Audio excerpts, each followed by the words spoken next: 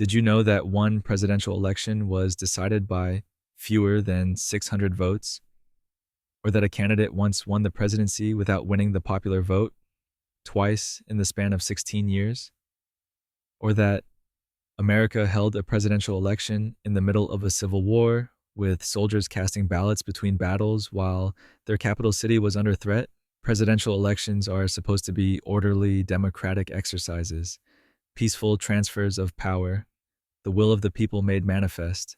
But American history tells a different story, one filled with backroom deals, contested results, assassination driven campaigns, and outcomes that came down to hanging chads, Supreme Court decisions, and margins so thin they could have been flipped by a few hundred voters staying home. So settle in, get comfortable, and let's walk through every single American presidential election from 1788 to 2024. Some were landslides, some were squeakers, and some were complete disasters that somehow, miraculously, didn't destroy the Republic. Starting with a man who won unanimously because nobody else even tried to run against him. The presidential election of 1788, George Washington versus John Adams, sort of. So here's the thing about the first presidential election in 1788. It wasn't really an election, not in the way you'd recognize it anyway. There were no campaigns, no debates, no attack ads calling someone's wig a national embarrassment, just a quiet gentleman's agreement that George Washington would be president because, well, who else were they going to pick? Washington didn't want the job. He'd already told everyone he was done with public life, ready to retire to Mount Vernon and tend his fields like some kind of Cincinnatus farmer hero, but the founding fathers needed him. The country was barely held together with constitutional twine and revolutionary goodwill. So they bugged. And Washington, being Washington, reluctantly said yes. When the electors cast their votes in February of 1789, something unprecedented happened. Every single elector, all 69 of them, voted for Washington. Not 68, not a begrudging 65, every single one. It's the only unanimous presidential vote in American history. Even his second election wouldn't match this level of consensus, which tells you how rare genuine agreement actually is in democracy. John Adams became vice president by default, earning the second most votes. Adams would later describe the vice presidency as the most insignificant office that ever the invention of man contrived, which feels about right for a job you get by coming in second place. Washington was inaugurated on April 30th in New York City, wearing a brown suit made of American cloth because symbolism mattered even then. And just like that, the reluctant general became America's first president. But of course, winning unanimously once is hard enough. The presidential election of 1792, George Washington versus John Adams. Doing something impossible once is impressive. Doing it twice starts to feel like showing off. But in 1792, Washington managed to pull off another unanimous electoral victory. 132 votes, 0 opposition. It's never happened since, and it probably never will again, because Americans love nothing more than disagreeing with each other. By this point, political parties were forming whether the founders liked it or not. Thomas Jefferson and Alexander Hamilton were already at each other's throats over federal power, banking policy, and probably what constituted proper breakfast etiquette. The Federalists and Democratic Republicans were taking shape in the shadows, ready to turn future elections into full-contact ideological cage matches. But for Washington, silence, respect, unanimity. He didn't campaign, didn't give speeches, didn't kiss babies or promise lower taxes. He just existed as this untouchable figure everyone agreed was the only person capable of holding the fragile republic together. And honestly, they weren't wrong. The moment Washington stepped aside after his second term, the gloves came off and politics became the beautiful disaster we know today. John Adams again became vice president with 77 votes, which meant 55 electors voted for someone else for VP. Even in unanimous presidential elections, Americans found a way to argue about second place.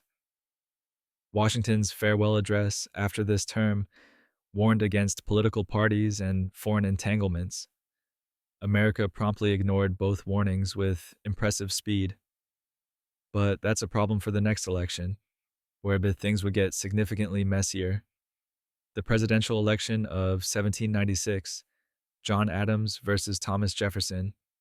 Welcome to 1796, the year American democracy looked at the peaceful Washington era and said, "Let's burn this down." This was the first contested presidential election, and it was gloriously awkward because the rules hadn't caught up with reality. Here's the setup. John Adams, the Federalist, wanted to continue Washington's policies. Thomas Jefferson, the Democratic Republican, wanted to dismantle half of them. They were friends once, back during the Revolution, but by now their political philosophies had diverged like two trains heading toward different cliffs. Adams won the presidency with 71 electoral votes. Jefferson came in second with 68, and because the Constitution said the runner-up became vice president, Jefferson, Adams's ideological opposite, became his second in command. Imagine working a job where your deputy actively disagrees with everything you do and plots against you in cabinet meetings. That was the Adams-Jefferson administration. They barely spoke. Jefferson spent most of his vice presidency writing nasty things about Adams's policies and secretly funding opposition newspapers. Adams fumed quietly while trying to run the country. It was like a bad sitcom where the roommates can't stand each other but can't move out. The campaign itself was brutal. Federalist newspapers called Jefferson an atheist and a radical. Democratic Republican papers called Adams a monarchist who wanted to crown himself king. Both sides were deeply committed to destroying each other's reputations, which set a fantastic precedent for every election since. This disaster is why we got the 12th Amendment, separating presidential and vice presidential votes, but not before things got even weirder. The presidential election of 1800, Thomas Jefferson versus Aaron Burr. 1800 was the year democracy almost ate itself. Thomas Jefferson ran again, this time with Aaron Burr as his running mate. They were supposed to be a coordinated ticket. Jefferson for president, Burr for vice president. Simple enough, right?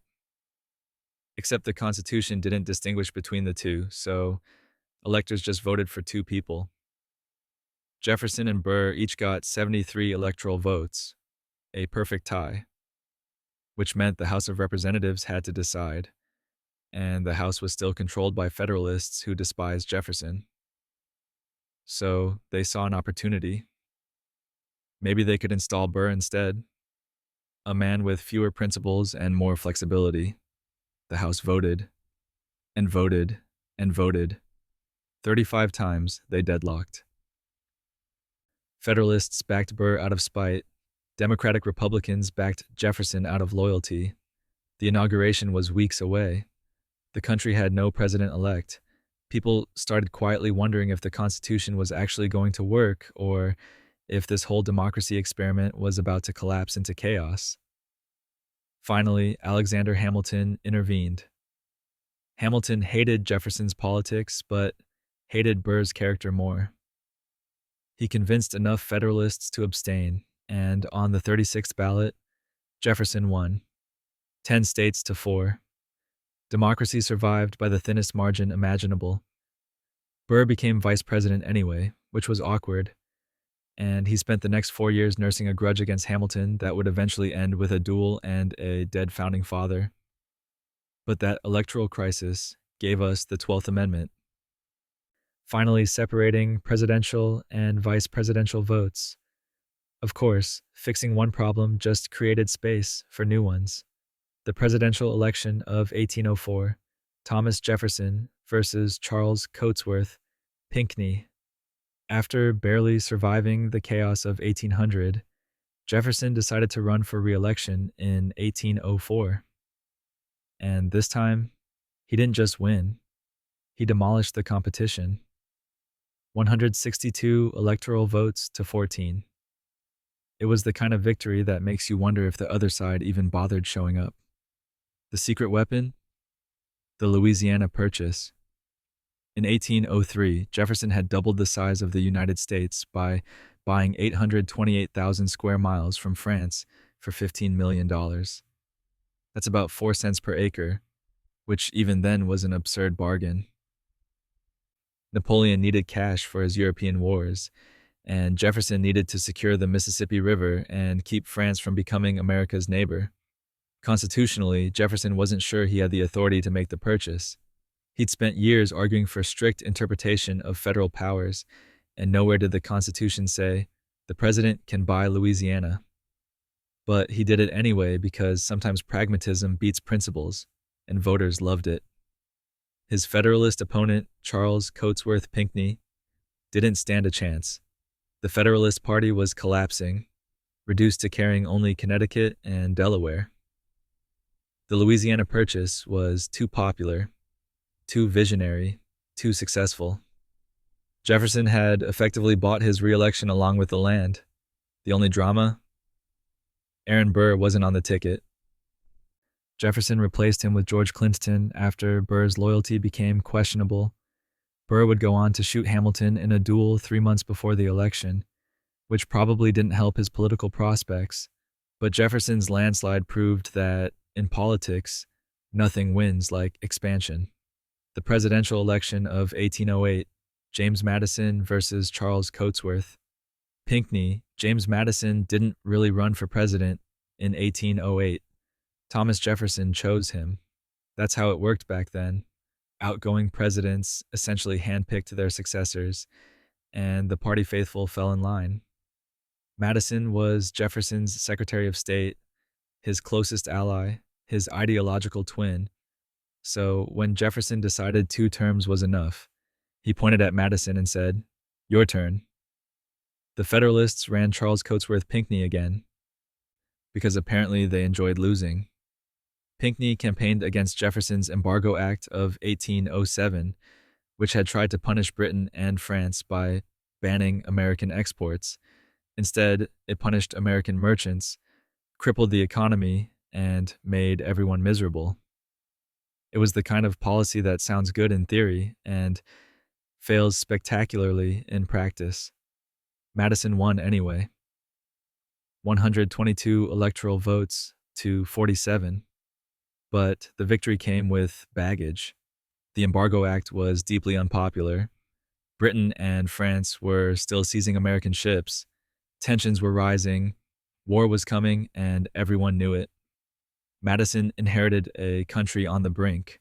The Federalists called him Jefferson's puppet, which wasn't entirely unfair. Madison had helped write the Constitution, co-authored the Federalist Papers, and shaped American government from the beginning. But he lacked Jefferson's charisma, his political instincts, his ability to make people believe in a vision. Still, he won decisively enough. And within 4 years, he'd be fighting the War of 1812, watching the White House burn, and somehow getting reelected anyway. But first, he had to navigate the impossible task of following Jefferson's legacy while the world fell apart around him. The presidential election of 1812, James Madison versus DeWitt Clinton at 1812, was the year Americans decided to hold an election in the middle of a war, because why make things easy? James Madison was running for re-election while simultaneously fighting the War of 1812 against Britain. The campaign was less win hearts and minds, and more, please don't let the British burn everything before we finish counting votes. Madison's opponent was DeWitt Clinton, who ran on an anti-war platform. Clinton argued the war was unnecessary, expensive, and poorly managed, all of which were fair points. The war was going terribly. American invasions of Canada had failed. British forces were blockading the coast. The economy was struggling, and yet Madison managed to win 128 electoral votes to 89. The election split cleanly along regional lines. New England Federalists, who hated the war and hated Madison, went for Clinton. The South and West, who saw the war as a fight for national honor, stuck with Madison. It was one of the closest elections in early American history, and it happened while the country was literally under attack. 2 years later, in August of 1814, British troops marched into Washington and burned the White House, the Capitol, and most of the government buildings. Dolly Madison famously saved George Washington's portrait before fleeing. Madison himself had to evacuate. The Capitol was in ruins, but somehow the war ended in a draw with the Treaty of Ghent, and Americans convinced themselves they'd won. Andrew Jackson's victory at New Orleans helped that narrative, even though it happened after the treaty was signed. Madison's reelection held, and the country survived. The presidential election of 1816. James Monroe versus Rufus King. After the chaos of the War of 1812, Americans were exhausted. They wanted peace, stability, and someone who wouldn't set the country on fire. Enter James Monroe, the last of the Virginia dynasty, the Revolutionary War veteran, the safe choice. The Federalist Party was basically dead, so Monroe ran in 1816 against token opposition and won 183 electoral votes to 34. This was the beginning of the so-called era of good feelings, a phrase so optimistic it should have come with a disclaimer. Yes, there was only one functional political party. Yes, the country was expanding westward. Yes, the economy was recovering. But beneath the surface, the slavery question was festering like an untreated wound. Monroe's opponent, Rufus King, barely campaigned. The Federalists knew they were finished. Their opposition to the war had branded them as unpatriotic, and their base was shrinking to a few New England states. King won Massachusetts, Connecticut, and Delaware. That's it. The rest of the country went for Monroe in a landslide. Monroe promised unity and national projects. The Monroe Doctrine would define American foreign policy for a century. Infrastructure projects spread across the new states. Everything looked peaceful and prosperous, at least on paper. But the Missouri Compromise was coming in 1820, forcing the country to confront whether new states would allow slavery. The good feelings were built on denial, on pretending the fundamental conflict could be managed with political compromises and gentlemen's agreements. Spoiler, it couldn't. But for now, Monroe enjoyed his easy victory and the illusion of national harmony. The presidential election of 1820, James Monroe versus no opponent. James Monroe's re-election in 1820 should have been another George Washington moment. Unanimous, uncontested, a sign of national consensus, and it almost was. Almost. Out of 232 electoral votes, Monroe got 231. One elector, William Plumer of New Hampshire, voted for John Quincy Adams instead. Why? The story you've probably heard is that Plumer wanted Washington to remain the only president with a unanimous electoral vote. That's a lovely, romantic tale. It's also probably false. Plumer's own writings suggest he voted for Adams because he thought Monroe's administration was mediocre and Adams was more qualified. Which is somehow funnier. Imagine being so unimpressed with a president that you throw away a historic unanimous vote just to make a point. Monroe didn't campaign, didn't need to. The Federalist Party had collapsed. There was no opposition candidate. The Democratic Republicans controlled everything. It was less an election and more a coronation with a very minor footnote. But that one dissenting vote became the story. A tiny rebellion in an era of supposed unity. Plumer died in 1850, long before anyone started romanticizing his vote as a tribute to Washington. The truth is probably simpler, he just didn't like Monroe that much. The election was so boring that turnout was abysmal. Most states didn't even bother with a popular vote. Electors were chosen by legislatures, and the whole process felt like a formality. The era of good feelings was becoming the era of political apathy. which is never a good sign. The presidential election of 1824, John Quincy Adams versus Andrew Jackson, 1824, was the year American democracy got weird and stayed weird. The Democratic-Republican Party, the only party left standing, fractured into four major candidates: Andrew Jackson, John Quincy Adams, Henry Clay, and William Crawford. There was no clear ideology dividing them, just personalities, regional loyalties, and personal ambitions. Jackson won the popular vote. He also won the most electoral votes, 99, but not the majority needed to win outright. Adams got 84, Crawford got 41, Clay got 37, which meant, for the second time in American history, the House of Representatives had to decide. Clay, as Speaker of the House, had influence. He hated Jackson, thought he was unqualified and dangerous. So Clay threw his support to Adams, and the House voted Adams into the presidency. Then Adams made Clay his Secretary of State, the traditional stepping stone to the presidency. Jackson and his supporters exploded. They called it the corrupt bargain, a backroom deal that stole the presidency from the people's choice. The accusation followed Adams through his entire presidency. It didn't matter that there was no proof of an explicit deal. It looked corrupt, it smelled corrupt, and in politics, perception is everything. Adams's presidency was doomed from the start. Jackson immediately began campaigning for 1828, turning his anger into a 4-year revenge tour. The corrupt bargain became the rallying cry for a new political movement that would eventually become the Democratic Party. And Adams, brilliant but politically tone-deaf, never stood a chance. The presidential election of 1828, Andrew Jackson versus John Quincy Adams, 1828 was the dirtiest election in American history, and that's saying something. Andrew Jackson had spent 4 years nursing his grudge over the corrupt bargain, and now he was back for blood.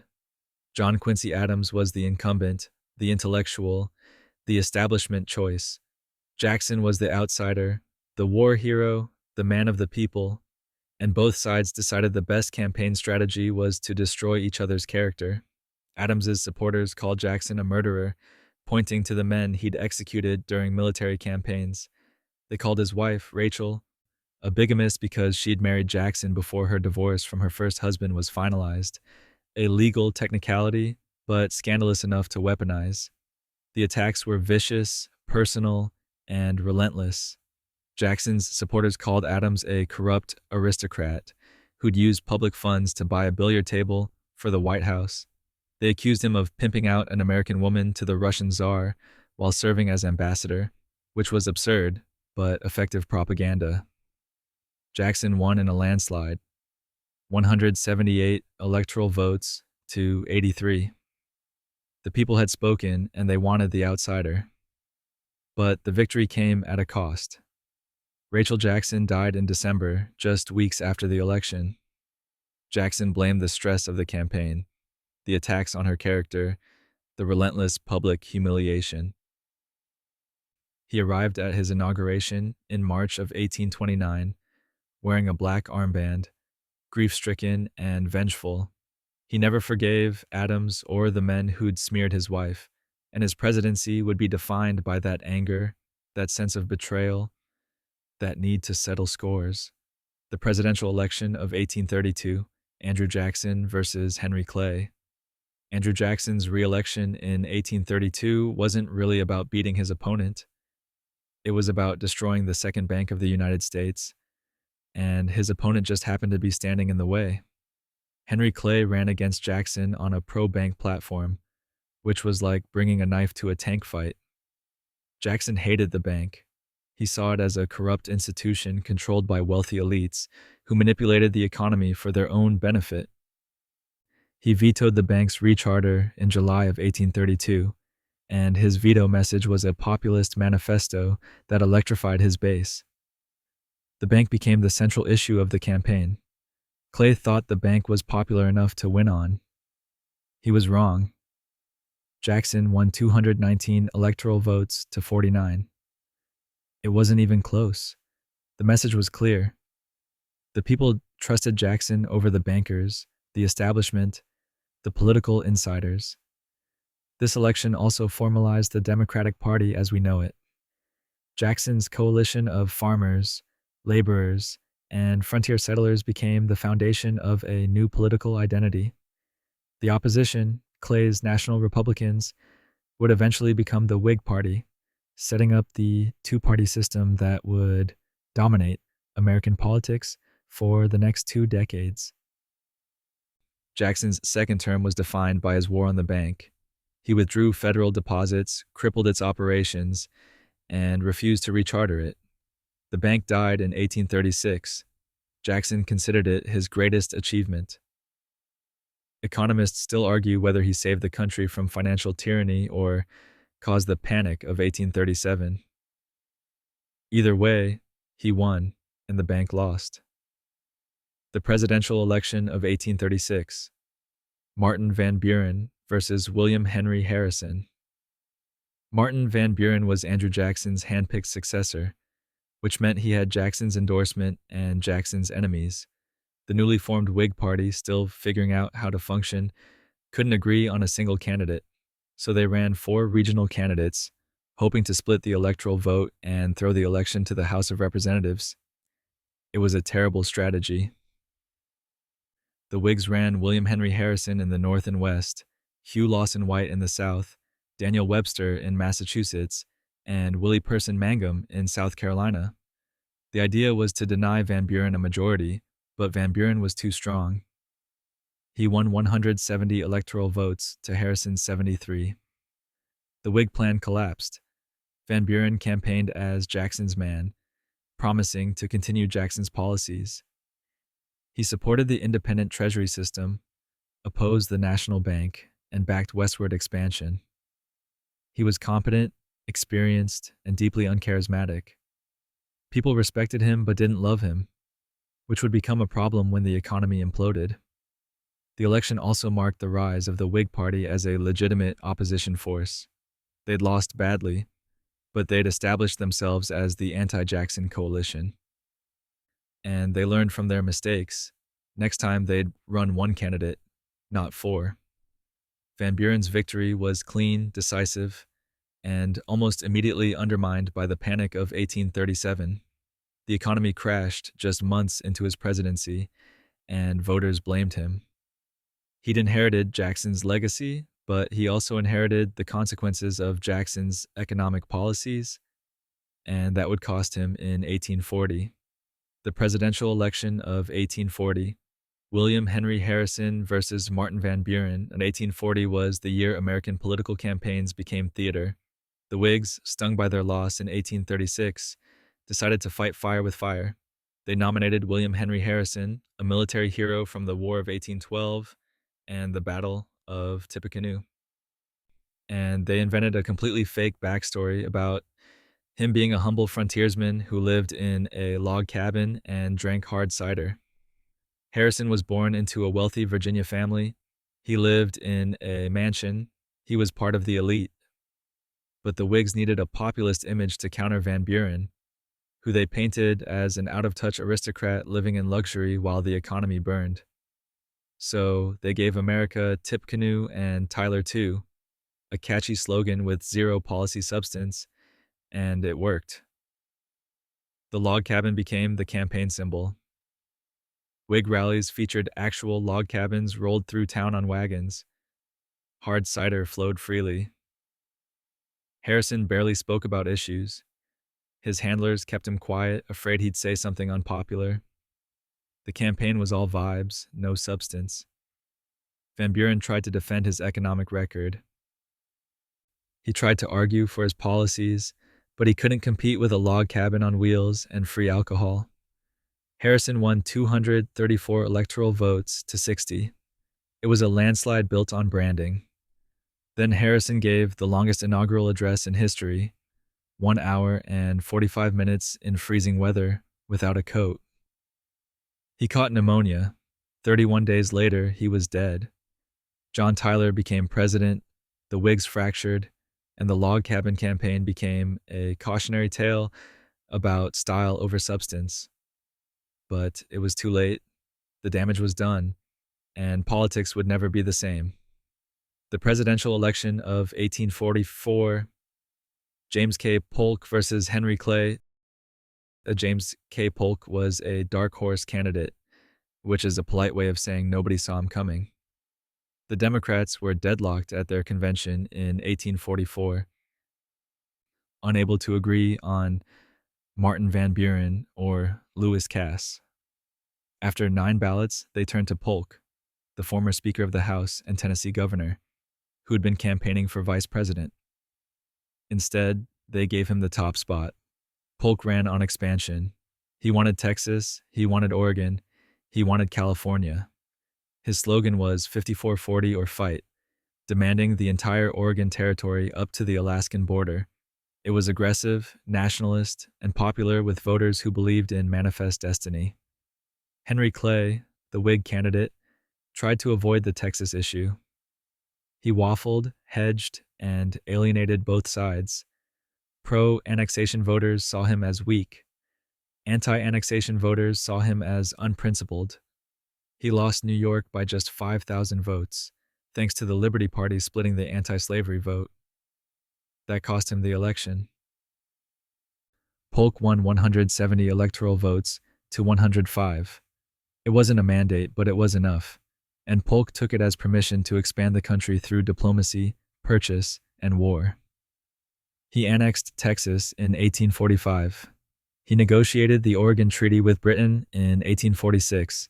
He provoked the Mexican-American War, which gave the United States California, Nevada, Utah, Arizona, New Mexico, and parts of Colorado and Wyoming. Polk accomplished everything he promised, then died 3 months after leaving office, exhausted at age 53. Expansion came at a cost. The presidential election of 1848. Zachary Taylor versus Lewis Cass. Taylor was a war hero with no political experience and no clear ideology. The Whigs nominated him in 1848 because he'd won battles in the Mexican-American War and because voters loved military heroes. Taylor owned slaves. He also opposed the expansion of slavery into new territories, which made absolutely no sense but somehow worked as a campaign strategy. The Democrats nominated Lewis Cass, who supported popular sovereignty, letting each territory decide for itself whether to allow slavery. It sounded democratic, but was really just avoiding the question. The Free Soil Party, a new anti-slavery party, nominated Martin Van Buren, who had reinvented himself as an abolitionist. He didn't win any states, but he split the Democratic vote in New York, handing the state to Taylor. Taylor won 163 electoral votes to 127. It was close, and it was messy. The election showed just how fractured the country was over slavery. The Compromise of 1850 would try to hold things together, but the cracks were spreading. Taylor's presidency lasted 16 months. He opposed the compromise, threatened to hang Southern secessionists personally, and ate a bowl of cherries and iced milk on a hot July day in 1850. He developed acute gastroenteritis and died 5 days later. Millard Fillmore became president, signed the Compromise of 1850, and delayed the Civil War for another decade. But the election of 1848 made one thing clear. The slavery question couldn't be compromised away forever. The storm was coming. The presidential election of 1852, Franklin Pierce versus Winfield Scott. Franklin Pierce was handsome, charming, and emotionally fragile. The Democrats nominated him in 1852 as a compromise candidate, a Northerner who supported Southern interests, a doughface who wouldn't rock the boat on slavery. He ran on enforcing the Fugitive Slave Act and preserving the Compromise of 1850.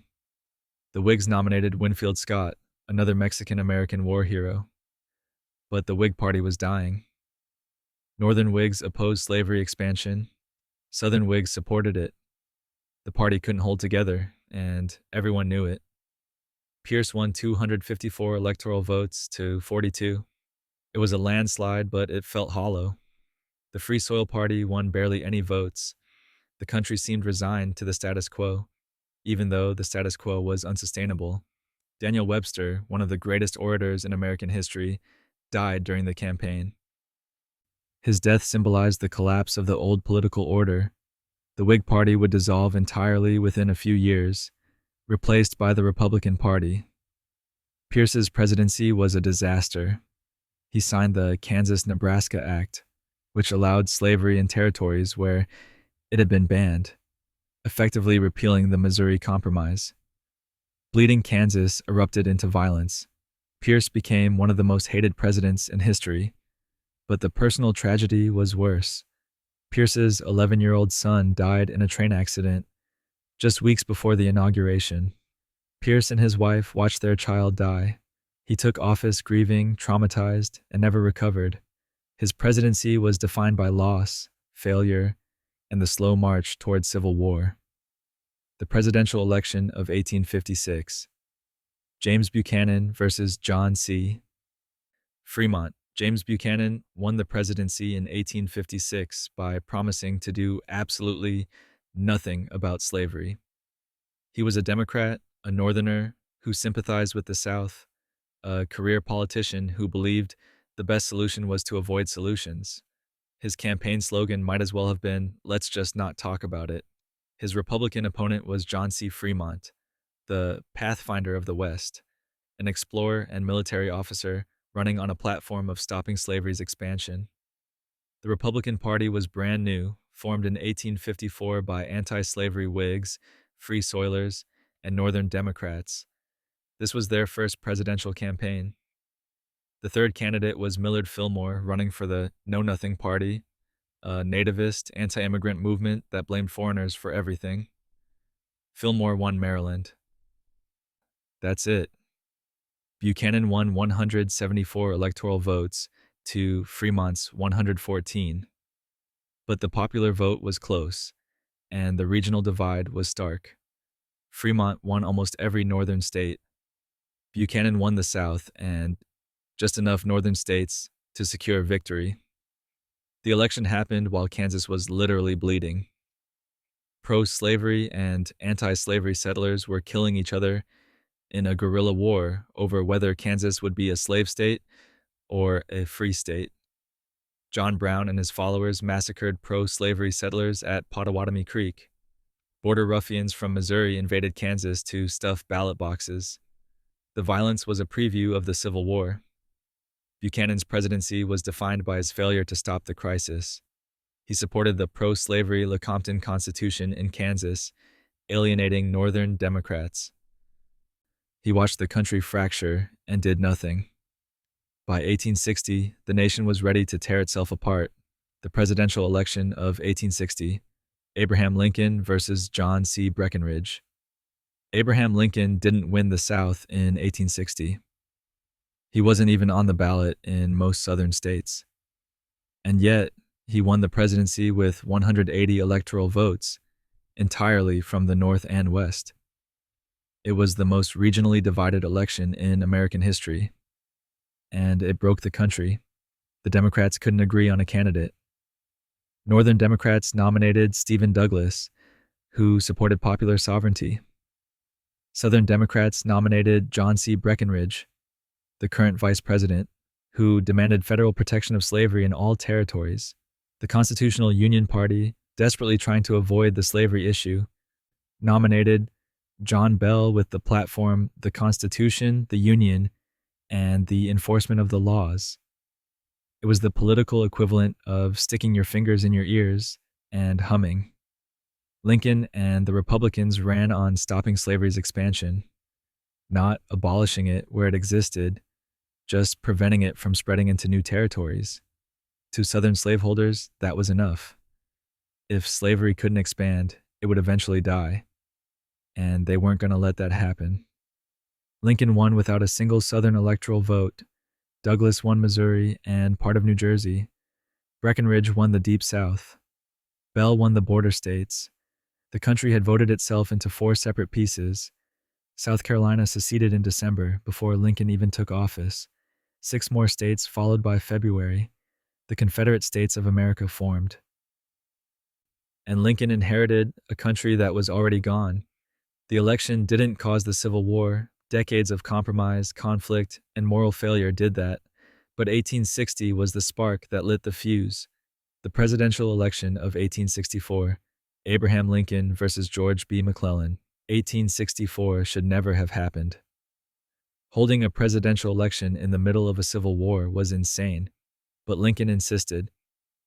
He believed democracy had to continue, even when democracy itself was being torn apart by bullets and blood. The Democrats nominated George McClellan, Lincoln's former general, who'd been fired for being too cautious.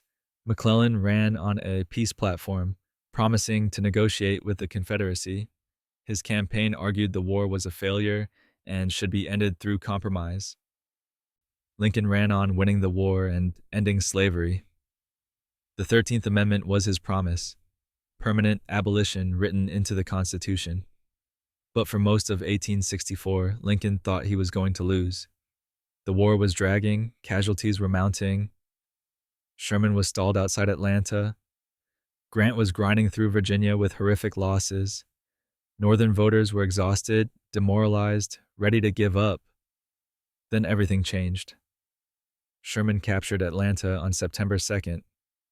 The Union Navy took Mobile Bay. Suddenly, victory seemed possible. The mood shifted, and Lincoln's reelection became inevitable. Soldiers voted in the field, casting ballots between battles. 19 states allowed it. 78% of soldiers voted for Lincoln. They wanted to finish what they'd started. Lincoln won 212 electoral votes to 21. McClellan won only New Jersey, Delaware, and Kentucky. It was a landslide built on military success and the promise of a new birth of freedom. 5 months later, Lincoln was assassinated. The war ended. Slavery was abolished. And the election of 1864 became a symbol of democracy's resilience, even when everything else was burning. The presidential election of 1868, Ulysses S. Grant versus Horatio Seymour. Ulysses S. Grant didn't want to be president.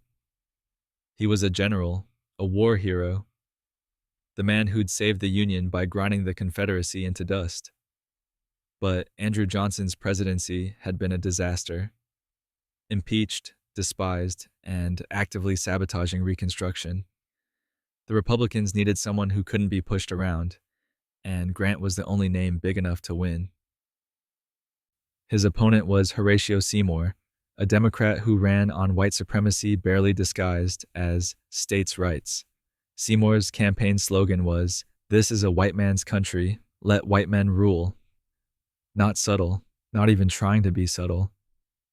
The Democratic platform opposed black suffrage, opposed the 14th Amendment, and promised to restore power to Southern whites who'd just lost a war over slavery.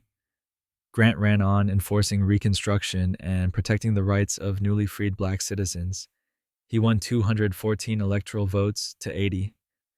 But the popular vote was closer than it should have been, 3 million to 2.7 million, and Grant only won because 500,000 black men voted for the first time under the 15th Amendment.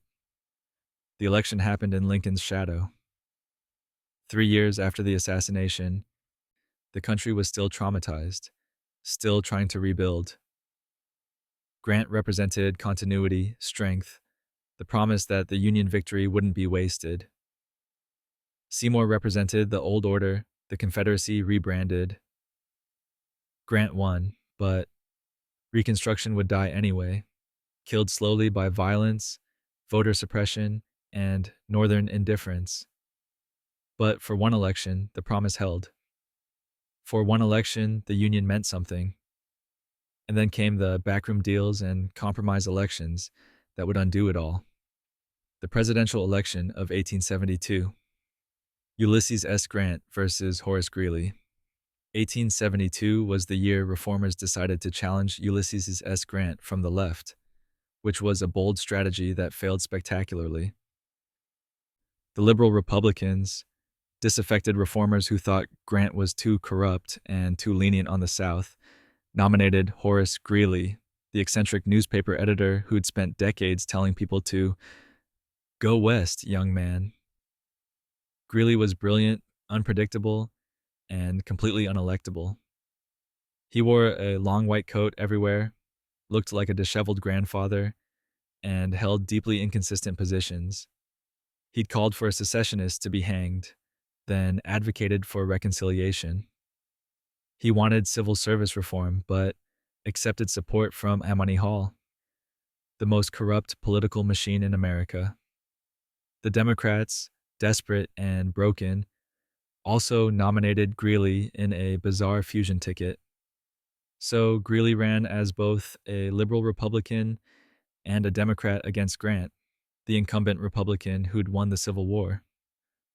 Grant didn't campaign. He didn't need to. He won 286 electoral votes to 66. It was a landslide that crushed the liberal Republican movement before it could even establish itself. But the real tragedy came after the election. Greeley's wife died just before Election Day.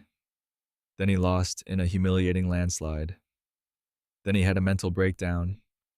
Then he died on November 29th, less than a month after the election, before the Electoral College even met. Some of his electors voted for him anyway. Others scattered their votes. It didn't matter. Grant had won overwhelmingly. The Liberal Republican Party dissolved. Grant's second term would be plagued by scandals, and Greeley became a cautionary tale about challenging popular war heroes. The presidential election of 1876, Rutherford B. Hayes versus Samuel J. Tilden, 1876, should have been the most important election in American history. Instead, it became the most corrupt.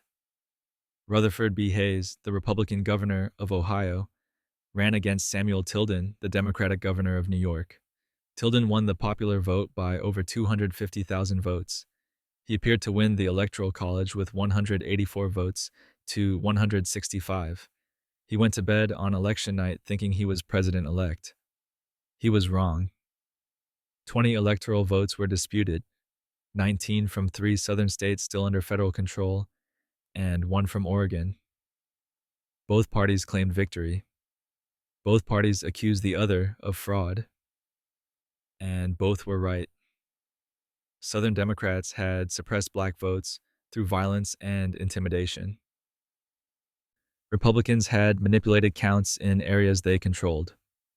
Congress created a special electoral commission, 15 members, 8 Republicans, and 7 Democrats.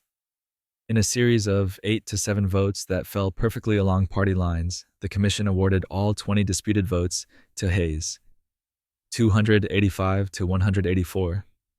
Hayes won by 1 electoral vote. Democrats were ready to revolt. Then came the Compromise of 1877.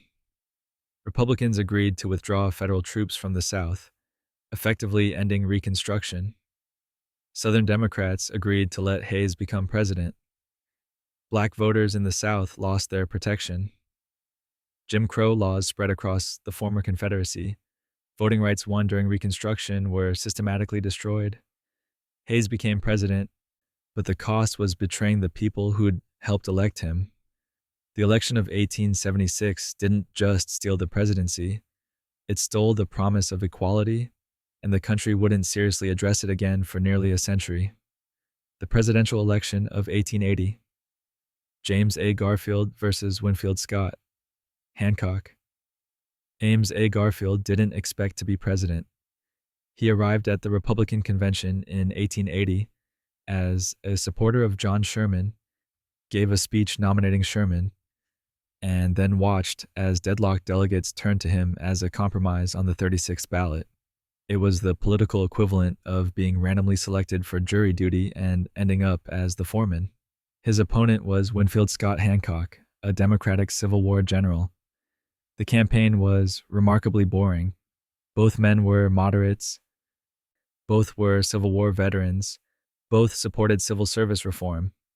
The major difference was the tariff, which is about as exciting as it sounds. Garfield won by fewer than 2,000 popular votes, but took the Electoral College 214 to 155. It was close, unremarkable, and probably wouldn't have mattered much in the long run, except for what happened next. Charles Guiteau was a mentally unstable office seeker who believed he deserved a government job for supporting Garfield's campaign. When he didn't get one, he decided God wanted him to kill the president. On July 2nd, 1881, just 4 months into Garfield's presidency, Guiteau shot him twice in a Washington train station. Garfield didn't die immediately. He lingered for 79 days while doctors probed his wounds with unwashed hands, turning a survivable injury into a fatal infection. He died on September 19th.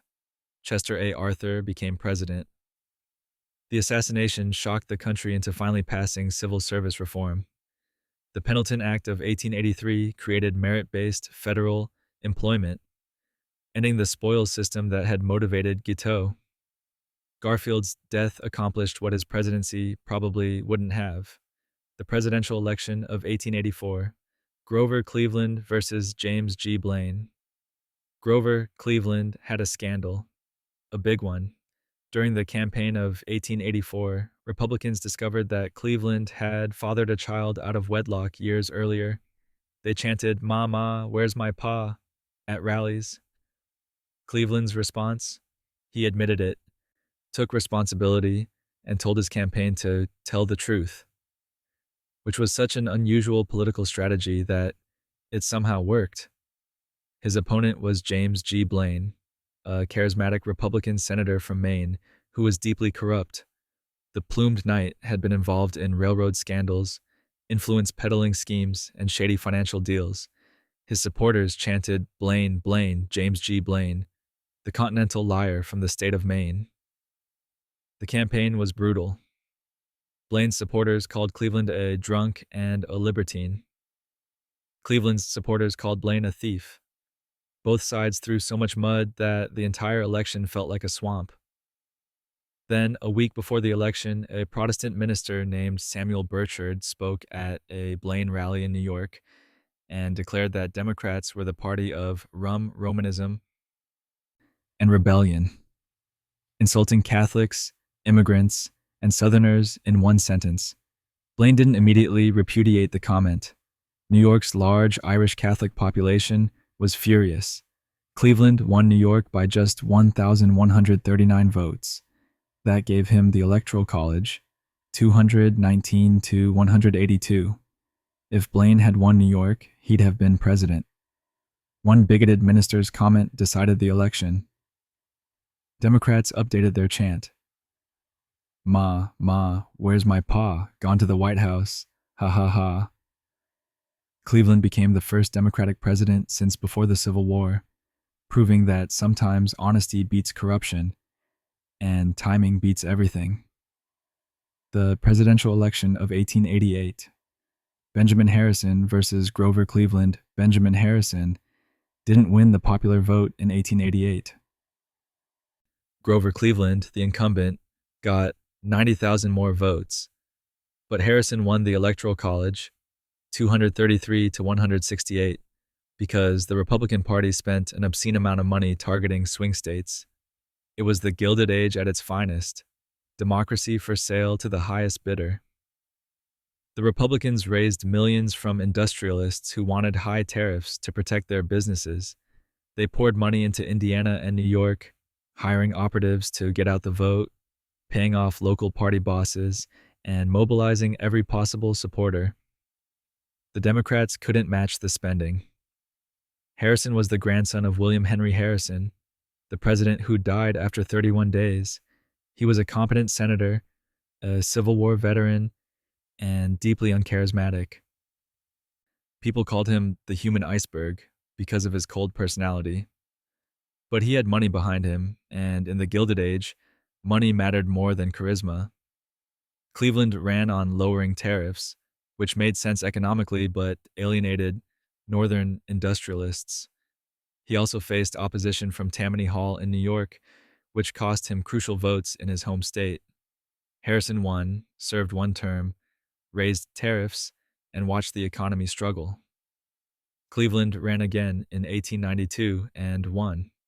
making him the only president to serve non-consecutive terms. The 1888 election proved that you didn't need the most votes to win the presidency. You just needed the right votes in the right states. Sound familiar? It would happen again in 2000 and 2016, proving some lessons never stick. The presidential election of 1892. Grover Cleveland versus Benjamin Harrison. Grover Cleveland was back. After losing in 1888, despite winning the popular vote, he spent 4 years watching Benjamin Harrison raise tariffs, mismanage the economy, and prove that being presidential doesn't require being likable. By 1892, voters were ready to give Cleveland another chance. Harrison didn't even want to run. His wife was dying of tuberculosis during the campaign, and he barely left her side. She died just 2 weeks before the election. It was tragic, and it made the campaign feel ghoulish.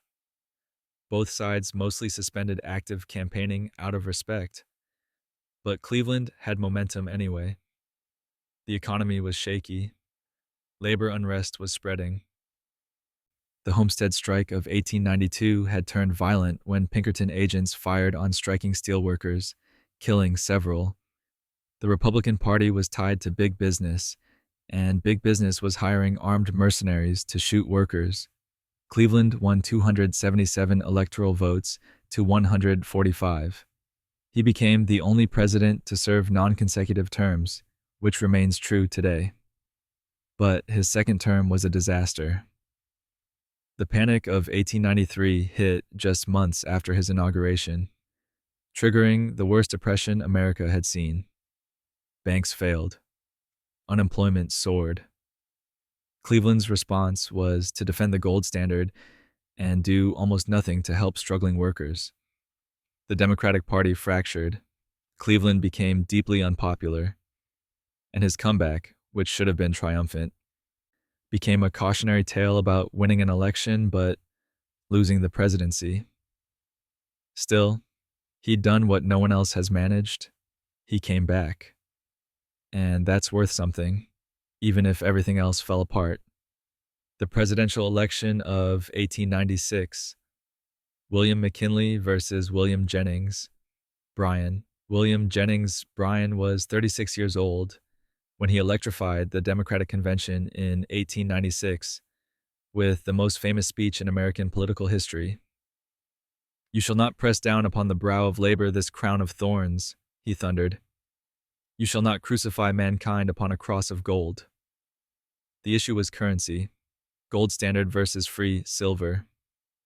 Sounds boring, but it was life or death for millions of farmers drowning in debt.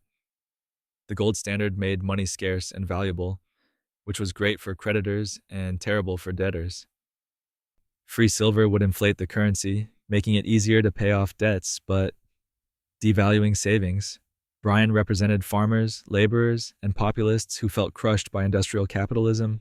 His opponent, William McKinley, represented bankers, industrialists, and the status quo. McKinley didn't even campaign. He ran a front porch campaign, giving speeches from his home while the Republican Party raised millions from terrified businessmen who saw Bryan as a dangerous radical. McKinley won 271 electoral votes to 176, but Bryan had fundamentally reshaped American politics. He'd brought populism into the Democratic Party. He'd given voice to rural America's rage against urban elites. And he'd lost while winning the argument, because eventually America would abandon the gold standard anyway. Bryan would run 2 more times, losing both. But his 1896 campaign became a template for progressive movements for the next century. He didn't win the presidency, but he changed what was possible, and sometimes that matters more than the office itself, though of course the office also matters, which McKinley would discover when an anarchist's bullet found him. The presidential election of 1900, William McKinley versus William Jennings Bryan. William McKinley ran for re-election in 1900 on a simple message: prosperity at home, empire abroad. The Spanish-American War had been quick, decisive, and wildly popular. America now controlled Puerto Rico, Guam, and the Philippines. The debate wasn't whether to be an empire, it was whether to admit it. William Jennings Bryan ran again, this time focusing on anti-imperialism.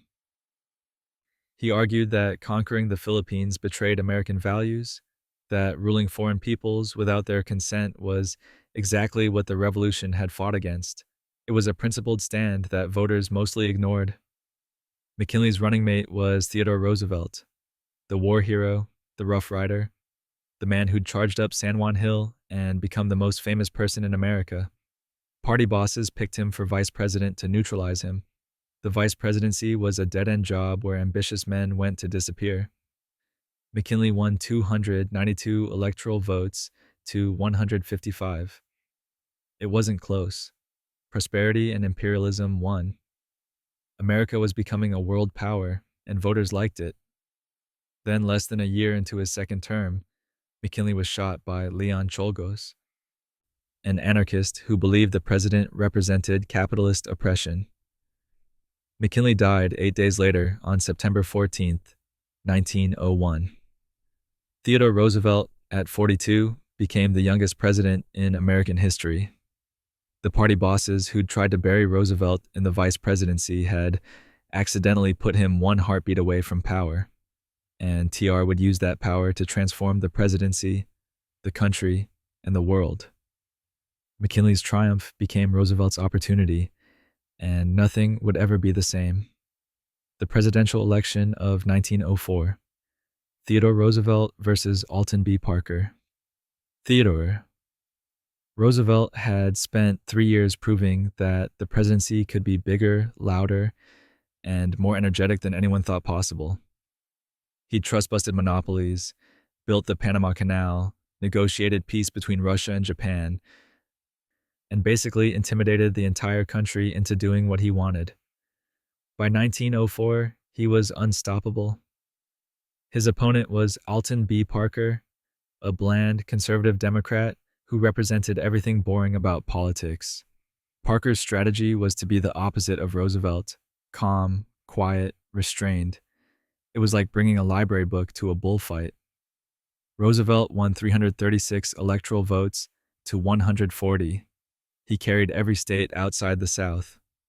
It was the most lopsided victory since James Monroe, and Roosevelt took it as a mandate to do absolutely everything. His second term brought railroad regulation, food safety laws, conservation efforts, and the Great White Fleet sailing around the world to show off American naval power. He was speak softly and carry a big stick, personified, except he rarely spoke softly, and the stick was the entire U.S. military. But Roosevelt made a promise on election night that he'd later regret. He announced he wouldn't run for a third term, considering his 3+ years after McKinley's assassination as essentially a full first term. It was a statement of principle that he'd come to hate. By 1908, he'd have to step aside and let his handpicked successor, William Howard Taft, take over. And that decision would fracture the Republican Party, create the Progressive Party, and lead to one of the strangest elections in American history. But that's a story for later. The presidential election of 1908. William Howard Taft versus William Jennings Bryan. William Howard Taft didn't want to be president. He wanted to be a Supreme Court justice. But Theodore Roosevelt wanted him to be president, and when TR wanted something, he usually got it. Roosevelt handpicked Taft as his successor, campaigned for him, and basically delivered the presidency on a silver platter. Taft's opponent was William Jennings Bryan, running for the third time. Bryan was 48 now, still charismatic, still passionate, but voters were tired of him. He'd lost twice before. The Democrats nominated him anyway because they didn't have anyone better. Taft won 321 electoral votes to 162. It was a comfortable victory built entirely on Roosevelt's popularity. Taft promised to continue TR's policies: trust busting, conservation, progressive reform. Roosevelt went on a year-long African safari, confident he'd left the country in good hands. Then Taft started making decisions. He fired Gifford Pinchot, Roosevelt's conservation chief, after a dispute over public lands, He sided with conservative Republicans over progressives. He pursued fewer antitrust cases than Roosevelt.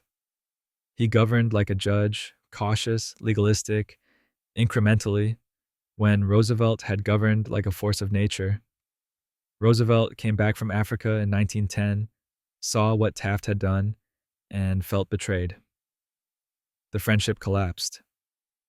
Roosevelt challenged Taft in the 1912 Republican primaries, lost, formed his own party, and split the Republican vote so badly that Woodrow Wilson won the presidency. Taft would eventually get his wish. He became Chief Justice in 1921, the only person to serve as both President and Chief Justice. But first, he had to survive Roosevelt's wrath and the collapse of everything TR had built. The presidential election of 1912, Woodrow Wilson versus William Howard Taft. 1912 was chaos. Theodore Roosevelt challenged William Howard Taft in the Republican primaries and won most of them, but party bosses gave the nomination to Taft anyway. Roosevelt, furious, formed the Progressive Party, nicknamed the Bull Moose Party after he declared himself fit as a bull moose. Woodrow Wilson, the Democratic governor of New Jersey and former president of Princeton University, ran as a progressive reformer. Eugene V. Debs ran as a socialist, pulling nearly 1 million votes. It was a four-way race where 3 candidates were running as progressives and 1 was defending the status quo. Roosevelt and Taft split the Republican vote. Wilson won with just 42% of the popular vote, but 435 electoral votes. Taft won only 8 electoral votes, the worst performance by an incumbent president seeking re-election in American history. Roosevelt got 88. The Republican Party was destroyed. But Wilson's victory gave America the Federal Reserve, the income tax via the 16th Amendment, direct election of senators via the 17th Amendment, and the Federal Trade Commission. Progressive reforms flooded through while the opposition was divided. Wilson also brought segregation to the federal government, screening Birth of a Nation in the White House, and setting back racial progress for decades. His progressivism was for white Americans only, and his administration's racism was systemic and deliberate. The election of 1912 proved that divided opposition hands victory to whoever stands alone. It also proved that winning doesn't require a majority, just enough chaos among your enemies. Wilson would win re-election in 1916 on an even thinner margin, and then everything would change when America entered World War I. The presidential election of 1916, Woodrow Wilson versus Charles Evans Hughes. Woodrow Wilson's re-election campaign in 1916 had one overwhelming message: he kept us out of war. Europe was drowning in blood.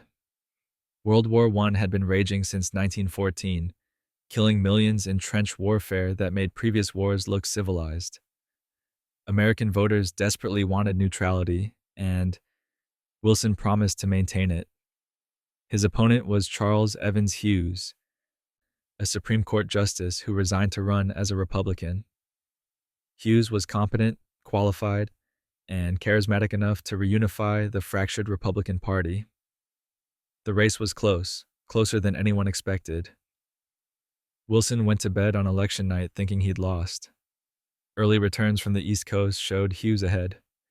The New York Times ran a headline declaring Hughes the winner. Then the Western states started reporting. California took days to count.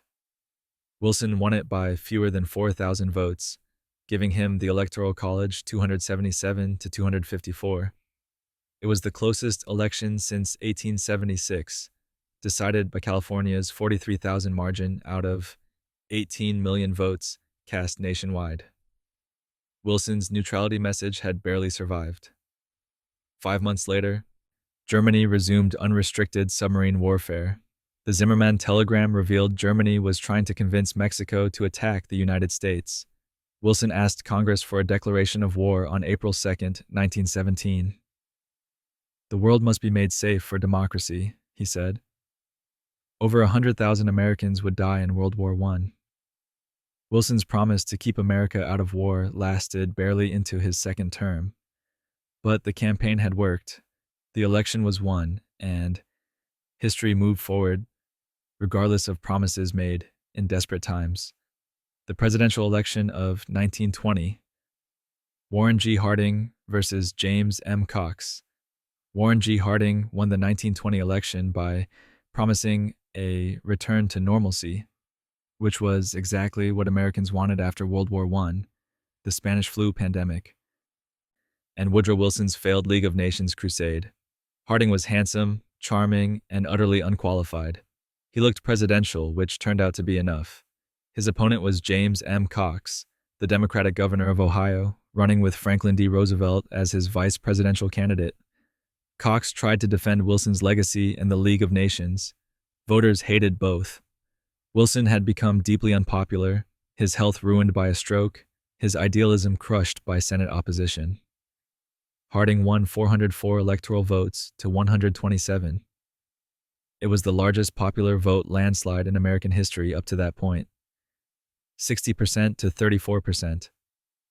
Women voted for the first time nationwide under the 19th Amendment, and they voted overwhelmingly for Harding. Harding's presidency was a disaster. His cabinet was full of corrupt cronies who turned the government into a profit center. The Teapot Dome scandal involved his Secretary of the Interior taking bribes to lease federal oil reserves. Harding himself played poker in the White House, drank heavily despite prohibition, and had multiple affairs. He died in 1923, possibly from a heart attack, possibly from food poisoning, possibly from his wife poisoning him. The rumors were never confirmed. Calvin Coolidge became president, and Harding's reputation collapsed as scandal after scandal emerged.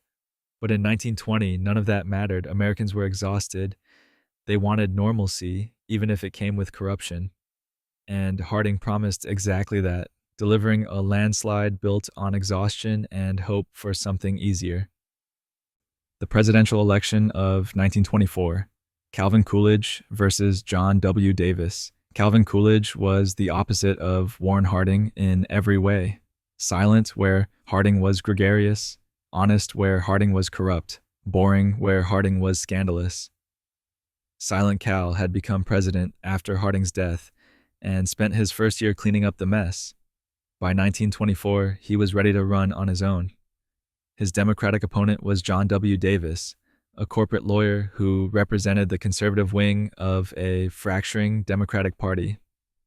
The party had deadlocked at their convention for 103 ballots before settling on Davis as a compromise. The Ku Klux Klan had significant influence in the party, and the convention's failure to condemn them was a moral disaster. Robert La Follette ran as a progressive, pulling 5 million votes and winning Wisconsin. But Coolidge dominated. 382 electoral votes to 136 combined for his opponents, 54% of the popular vote. Coolidge's message was simple: prosperity. The Roaring Twenties were roaring, the stock market was booming, wages were rising, consumerism was exploding. The business of America is business, Coolidge declared, and Americans agreed. He governed by doing as little as possible, which worked surprisingly well during prosperous times. He vetoed spending bills, cut taxes, and let the economy run itself. He was popular, respected, and completely uninterested in the progressive reforms that had defined the previous 2 decades. Coolidge chose not to run in 1928, issuing a brief statement, "I do not choose to run." He'd serve out his term and retire, leaving the presidency to Herbert Hoover. And Hoover would inherit the boom just in time for it to become the greatest economic collapse in American history. The presidential election of 1928. Herbert Hoover versus Al Smith. Herbert Hoover was the great engineer, the humanitarian who'd fed Europe during World War I, the commerce secretary who'd overseen the Roaring Twenties prosperity. He promised a chicken in every pot and a car in every garage. He represented competence, progress, and continued prosperity. He won 40 states and 444 electoral votes. His opponent was Al Smith, the Democratic governor of New York and the first Catholic nominated by a major party. Smith was charismatic, progressive, and doomed. The campaign against him was vicious. Protestant ministers warned that a Catholic president would take orders from the Pope. The Ku Klux Klan organized against him. Southern Democrats abandoned him. His New York accent and urban background made rural voters uncomfortable. Smith won only 8 states, all in the Deep South or industrial Northeast. Hoover even won Smith's home state of New York. It was a landslide built on prosperity, anti-Catholic bigotry, and the promise that the good times would never end. 1 year later, the stock market crashed. The Great Depression began, and it wouldn't end until World War II mobilization. Hoover's name became synonymous with failure. Hoovervilles were shantytowns of homeless people. Hoover blankets were newspapers used for warmth. His presidency collapsed under the weight of economic catastrophe, but in 1928, none of that was visible.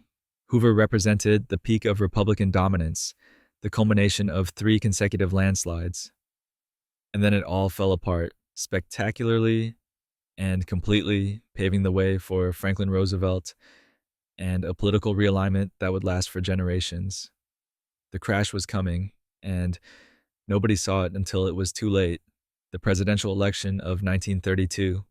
Franklin D. Roosevelt versus Herbert Hoover. Herbert Hoover never had a chance in 1932. The Great Depression had destroyed his presidency, his reputation, and his party. Unemployment was at 25%. Banks were failing. Farmers were losing their land. Desperate veterans marched on Washington demanding early payment of their World War I bonuses, and Hoover ordered the army to drive them out with tanks and tear gas. Franklin Delano Roosevelt was everything Hoover wasn't: optimistic, charismatic, energetic despite being paralyzed from polio. He promised a new deal for the American people, without specifying exactly what that meant. It didn't matter. Anything was better than what Hoover was offering, which was more of the same policies that had failed for 3 years. FDR won 472 electoral votes to 59. Hoover carried only 6 states: Pennsylvania, Delaware, Connecticut, Vermont, New Hampshire, and Maine. It was a repudiation so complete that the Republican Party nearly dissolved. The New Deal coalition, urban workers, Southern whites, black voters, immigrants, intellectuals, would dominate American politics for the next 40 years. Roosevelt's first 100 days brought an explosion of legislation: bank reforms, agricultural subsidies, public works programs, relief for the unemployed. Not all of it worked. Some of it made things worse, but it was action, and action was what people desperately needed after Hoover's paralysis. The election of 1932 didn't just change presidents. It changed the fundamental relationship between government and citizens. The New Deal created Social Security, labor protections, financial regulations, and the idea that government should actively manage the economy. Hoover's failure made it all possible, and Roosevelt would ride that mandate through 3 more elections. The presidential election of 1936, Franklin D. Roosevelt versus Alf Landon. Franklin Roosevelt's reelection in 1936 wasn't just a victory. It was an annihilation. He won 460 electoral votes to 8. He carried every state except Maine and Vermont. It was the most lopsided electoral landslide in American history, and it happened because the New Deal worked just well enough to keep hope alive. His opponent was Alf Landon, the moderate Republican governor of Kansas. Landon was competent, reasonable, and completely overwhelmed. The Republican platform criticized the New Deal, but offered no real alternative. Landon knew he was going to lose. He just didn't know it would be this bad. The real threat to Roosevelt had been Huey Long, the populist Louisiana senator who had planned to run on a share our wealth platform, promising to redistribute income from the rich to the poor. Long was charismatic, dangerous, and genuinely popular. Then he was assassinated in September of 1935 by a doctor whose motives remain unclear. Long's death removed the only serious challenge from Roosevelt's left. Roosevelt campaigned against economic royalists and won overwhelming support from the New Deal coalition. He'd saved capitalism from itself, provided relief to the desperate, and given people hope. The Supreme Court was about to start striking down New Deal programs, which would lead to Roosevelt's failed court-packing scheme, but that was still ahead. For now, victory was absolute. The Republican Party was reduced to irrelevance. The New Deal was vindicated, and Roosevelt stood as the most popular president since Washington, ready to break every precedent and reshape American democracy, starting with the two-term tradition that had held since the founding, because sometimes tradition matters less than necessity. The presidential election of 1940, Franklin D. Roosevelt versus Wendell Willkie. No president had ever served 3 terms. George Washington had set the precedent by stepping aside after 2, and every president since had followed it. Franklin Roosevelt looked at that tradition, looked at World War II consuming Europe, and decided precedent mattered less than continuity. The Democratic Convention was staged carefully. Roosevelt pretended he didn't want a 3rd term until delegates drafted him. It was political theater, but it worked. His opponent was Wendell Willkie, a charismatic businessman and former Democrat who had never held elected office. Willkie was smart, energetic, and completely outmatched. The campaign centered on foreign policy. France had fallen. Britain was being bombed nightly. The Soviet Union had signed a non-aggression pact with Nazi Germany. Japan was expanding across Asia. Roosevelt promised to keep America out of war while preparing for it. He pushed Lend-Lease to support Britain, started the draft, and built up the military. Willkie agreed with most of Roosevelt's foreign policy, which made the election less dramatic than it could have been. The main question was whether to break the 2-term tradition. Roosevelt won 449 electoral votes to 82. Americans trusted him to navigate the crisis. 1 year later, Japan attacked Pearl Harbor. America entered World War II. Roosevelt's 3rd term became consumed by total war, strategy, production, alliance management, and the Manhattan Project. The 2-term tradition was broken, and it wouldn't be restored until the 22nd Amendment was ratified in 1951. Roosevelt would run one more time in 1944, winning a 4th term. But by then, he was dying, and everyone close to him knew it. The question wasn't whether he'd finish his term, it was whether he'd survive long enough to see victory. The presidential election of 1944, Franklin D. Roosevelt versus Thomas E. Dewey. Franklin Roosevelt was dying in 1944. His blood pressure was dangerously high. His heart was failing. His doctors knew. His inner circle knew. The public didn't know, and the campaign worked hard to keep it that way. Roosevelt ran for an unprecedented 4th term while World War II raged across 3 continents. The Allies were winning. France had been liberated. Germany was retreating. Japan was being pushed back across the Pacific. But victory wasn't certain, and changing commanders mid-war felt too risky. His opponent was Thomas Dewey, the young Republican governor of New York. Dewey ran a cautious campaign, criticizing Roosevelt's New Deal while supporting the war effort. He called for more efficient administration, less government bureaucracy, and a smoother transition to peacetime economy. It was reasonable, boring, and ineffective. Roosevelt won 432 electoral votes to 99. He carried 36 states to Dewey's 12. But the popular vote was closer than previous elections, 53% to 46%. Americans were tired of war, tired of sacrifice, and maybe tired of Roosevelt himself. The campaign exhausted him. Photographs from the Yalta Conference in February of 1945 show a gaunt, hollow-eyed man barely clinging to life.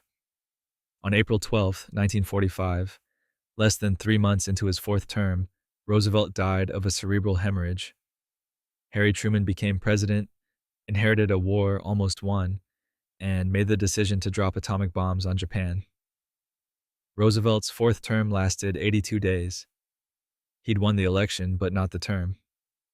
And the 22nd Amendment would ensure no one would ever try again. The presidential election of 1948, Harry S. Truman versus Thomas E. Dewey. Harry Truman was supposed to lose. Every poll said so. Every newspaper predicted it. The Chicago Daily Tribune printed Dewey defeats Truman. Before the votes were counted, Thomas Dewey, the polished Republican governor of New York, ran a cautious frontrunner's campaign, barely mentioning Truman by name. He acted like the presidency was already his. Truman barnstormed the country on a whistle-stop train tour, giving over 300 speeches in 33,000 miles. He attacked the Do-Nothing Congress, energized labor unions, and won back farmers with agricultural policies. His Democratic Party had fractured. Strom Thurmond led the segregationist Dixiecrats. Henry Wallace led the Progressive Party. Everyone assumed the split would doom Truman. On election night, Truman went to bed early. When he woke, he'd won 303 electoral votes to 189. The popular vote was closer, less than 5%, but the Electoral College wasn't even close. Pollsters had stopped surveying in October, missing late momentum. Dewey's overconfidence had backfired spectacularly. The photograph of Truman gleefully holding up that premature Tribune headline became iconic. It was vindication, triumph, and a reminder that polls aren't votes. Truman's second term brought the Korean War, McCarthyism, and declining popularity. But in '48, he pulled off the greatest upset in presidential history. Of course, upsets only work when the favorite makes mistakes. And Dewey's caution, his assumption of victory, his refusal to engage, those were mistakes Truman exploited ruthlessly. The lesson held for future elections, though candidates kept forgetting it anyway. The presidential election of 1952, Dwight D. Eisenhower versus Adlai Stevenson II. Dwight Eisenhower was the supreme Allied commander who'd won World War II in Europe. Both parties wanted him to run. He chose the Republicans, partly because 20 years of Democratic rule felt like too much, partly because he was fundamentally conservative. His opponent was Adlai Stevenson, the intellectual governor of Illinois who gave brilliant speeches that voters found boring. Eisenhower's campaign pioneered television advertising. "I like Ike" jingles played during commercial breaks. Short spots showed Eisenhower answering staged questions from ordinary Americans. It was Madison Avenue selling a president like soap, and it worked brilliantly. The crisis came when newspapers revealed that Richard Nixon, Eisenhower's running mate, had accepted a political slush fund from wealthy donors. Eisenhower considered dropping him. Nixon went on television with the Checkers speech, defending himself and mentioning the one gift he'd kept, a dog named Checkers his daughters loved. 60 million people watched. The response was overwhelmingly supportive. Nixon stayed on the ticket. Eisenhower won 442 electoral votes to 89. He carried states Democrats had held for decades. The New Deal coalition cracked. Eisenhower promised to end the Korean War, which he did within a year, by threatening nuclear weapons. His presidency brought interstate highways, moderate governance, and quiet competence. He governed as a centrist, frustrating conservative Republicans but appealing to swing voters. And television had proven itself as the dominant campaign medium, changing politics forever. The age of image over substance had arrived, and nobody quite knew how to stop it. The presidential election of 1956, Dwight D. Eisenhower versus Adlai Stevenson II. Dwight Eisenhower had a heart attack in September of 1955, serious enough that doctors weren't sure he'd survive, let alone run for re-election. He recovered, but the question lingered. Was he healthy enough for 4 more years? Voters decided they didn't care. They liked Ike, trusted Ike, and wanted Ike to stay. Adlai Stevenson ran again, hoping for a different result. He didn't get one. Eisenhower won 457 electoral votes to 73, an even bigger landslide than 52. He carried traditionally Democratic states like Louisiana. The Suez Crisis happened just before the election. Britain, France, and Israel invaded Egypt, and Eisenhower forced them to withdraw, making him look like a peacemaker. Stevenson tried to make the health issue central, suggesting that voting for Eisenhower meant getting Richard Nixon as president if Ike died. The argument didn't land. Americans saw Eisenhower as vigorous, healthy, and stable. His doctors released reassuring statements. The heart attack became proof he could overcome adversity. The 1950s were prosperous, peaceful, and boring in the best possible way. No major wars, rising wages, suburban expansion, television in every home. Eisenhower embodied that stability. His biggest accomplishment might have been preventing disaster rather than creating change. But change was coming. The civil rights movement was building momentum. Eisenhower federalized the National Guard to enforce school integration in Little Rock. And his vice president was positioning himself for 60, ready to claim the Eisenhower legacy and extend Republican dominance. Except Nixon had competition nobody expected. The presidential election of 1960, John F. Kennedy versus Richard Nixon. The first televised presidential debate changed everything. John F. Kennedy looked young, confident, and tanned. Richard Nixon looked pale, sweaty, and uncomfortable under the studio lights. He'd refused makeup.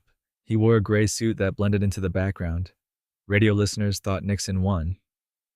Television viewers overwhelmingly picked Kennedy. And in 1960, television mattered more. Kennedy was Catholic, which shouldn't have been an issue, but absolutely was. He addressed it directly in a speech to Protestant ministers in Houston, declaring he believed in separation of church and state. It helped, but anti-Catholic sentiment still cost him votes in the South and rural areas.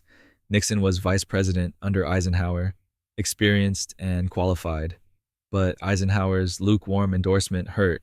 When asked what major decisions Nixon had participated in, Eisenhower said, "If you give me a week, I might think of one." It was meant as a joke. It didn't play that way. Kennedy won 303 electoral votes to 219, but the popular vote was razor thin, 112,000 votes out of 68 million cast. Illinois and Texas were decisive, and both had credible allegations of vote fraud. Nixon considered challenging the results, then decided against it for the good of the country. Kennedy's presidency would last less than 3 years before assassination. But his election represented generational change, the youngest elected president replacing the oldest. The torch had been passed, and television had lit the way. Image politics dominated from here forward. The presidential election of 1964, Lyndon B. Johnson versus Barry Goldwater. Lyndon Johnson became president after Kennedy's assassination in November of '63. He pushed through the Civil Rights Act of '64, fulfilling Kennedy's promise and fracturing the Democratic coalition.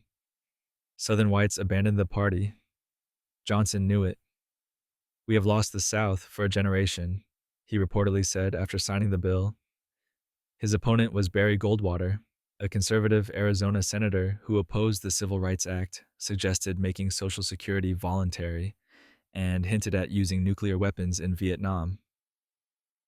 Johnson's campaign ran the Daisy ad, a little girl counting petals while a nuclear countdown played, ending with a mushroom cloud.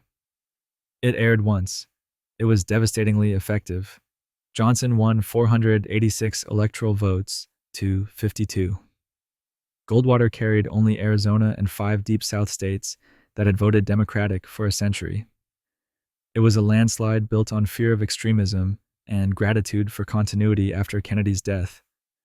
Johnson's mandate gave America the Great Society, Medicare, Medicaid, federal education funding, environmental protections, and the Voting Rights Act.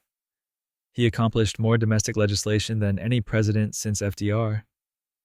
Then Vietnam consumed his presidency, destroyed his popularity, and drove him from seeking reelection in 68. But in 64, everything seemed possible.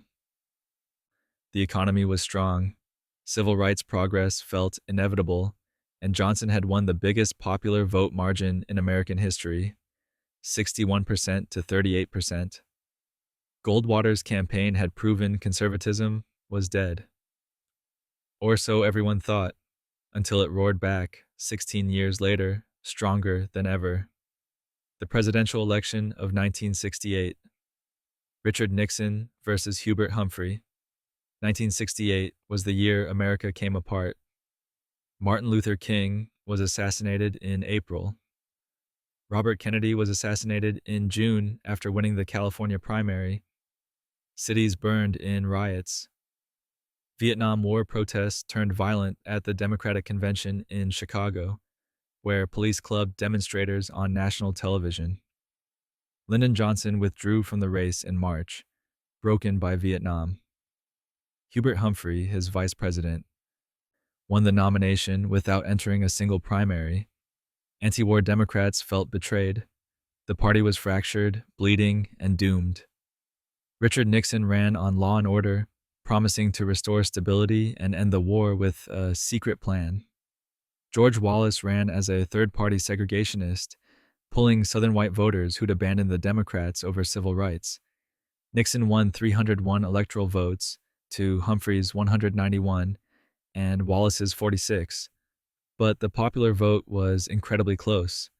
Nixon won by less than 1%. He'd rebuilt the Republican coalition by embracing Southern whites through coded racial appeals, the Southern strategy that would define Republican politics for decades. Humphrey almost caught him at the end.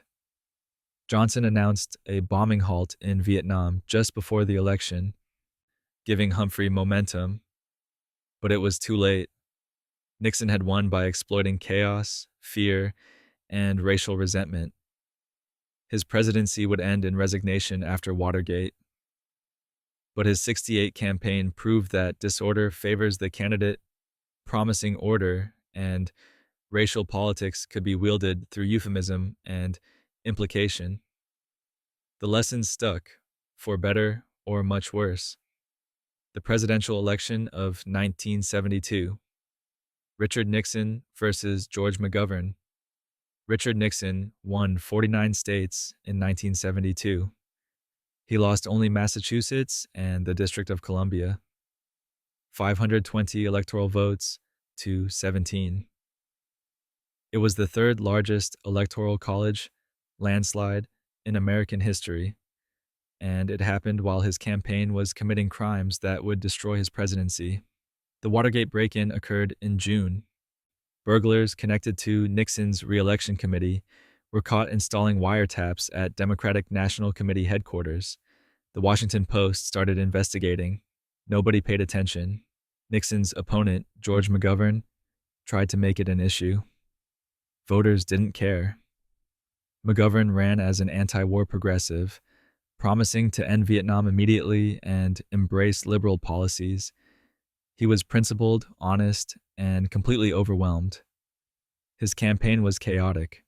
He picked Thomas Eagleton as running mate, then dumped him after learning Eagleton had received electroshock therapy for depression. The replacement, Sergeant Shriver, never gained traction.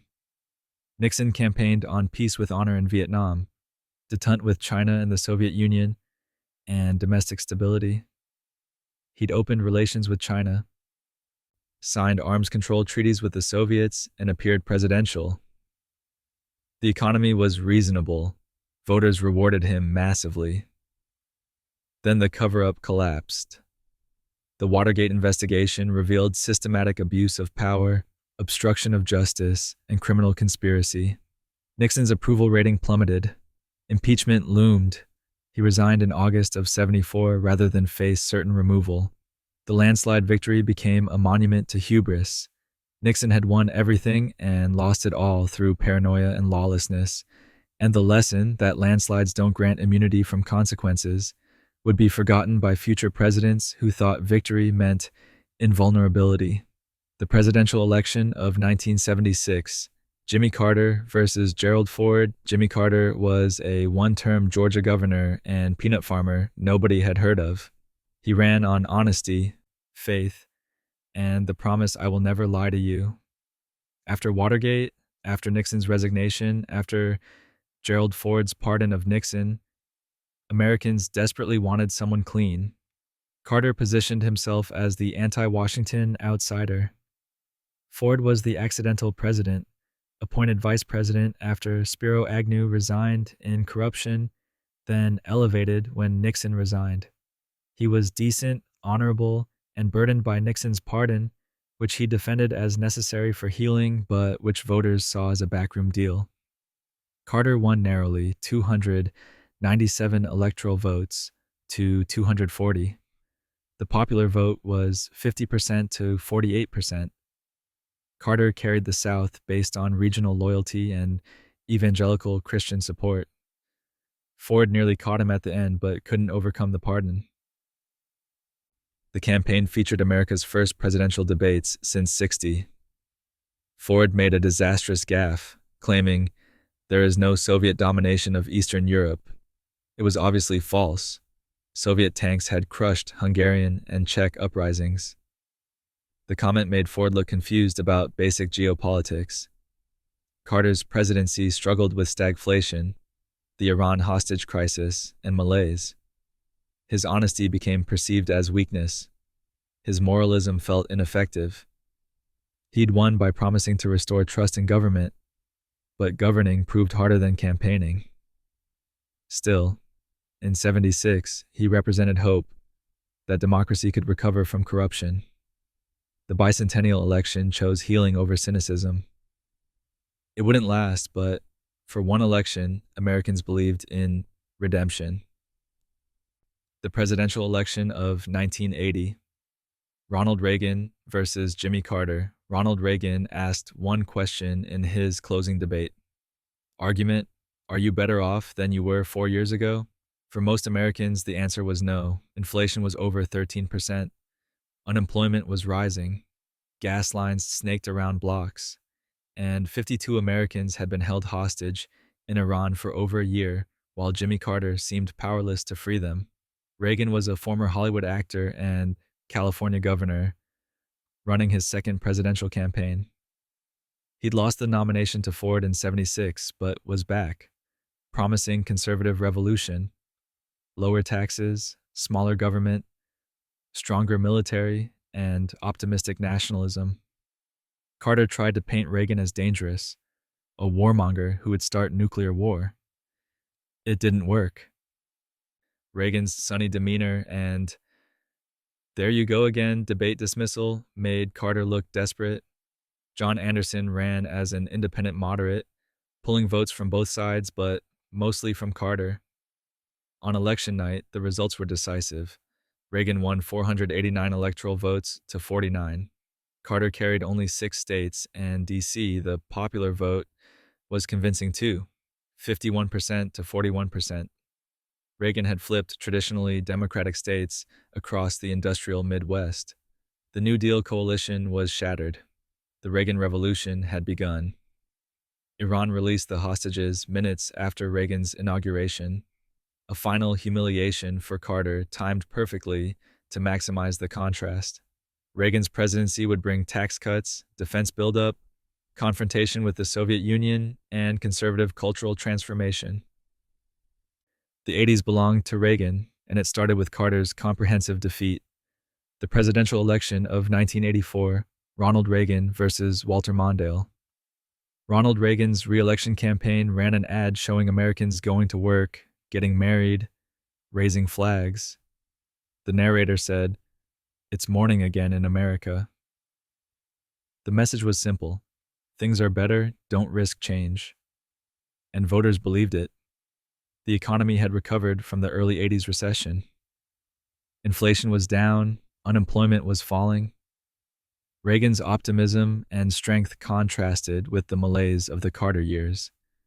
His opponent, Walter Mondale, Carter's vice president, represented the past voters wanted to forget. Mondale made a bold choice. He picked Geraldine Ferraro as his running mate, the first woman on a major party ticket. It generated excitement but didn't change the fundamentals. Mondale also promised to raise taxes, calling it honest but politically suicidal.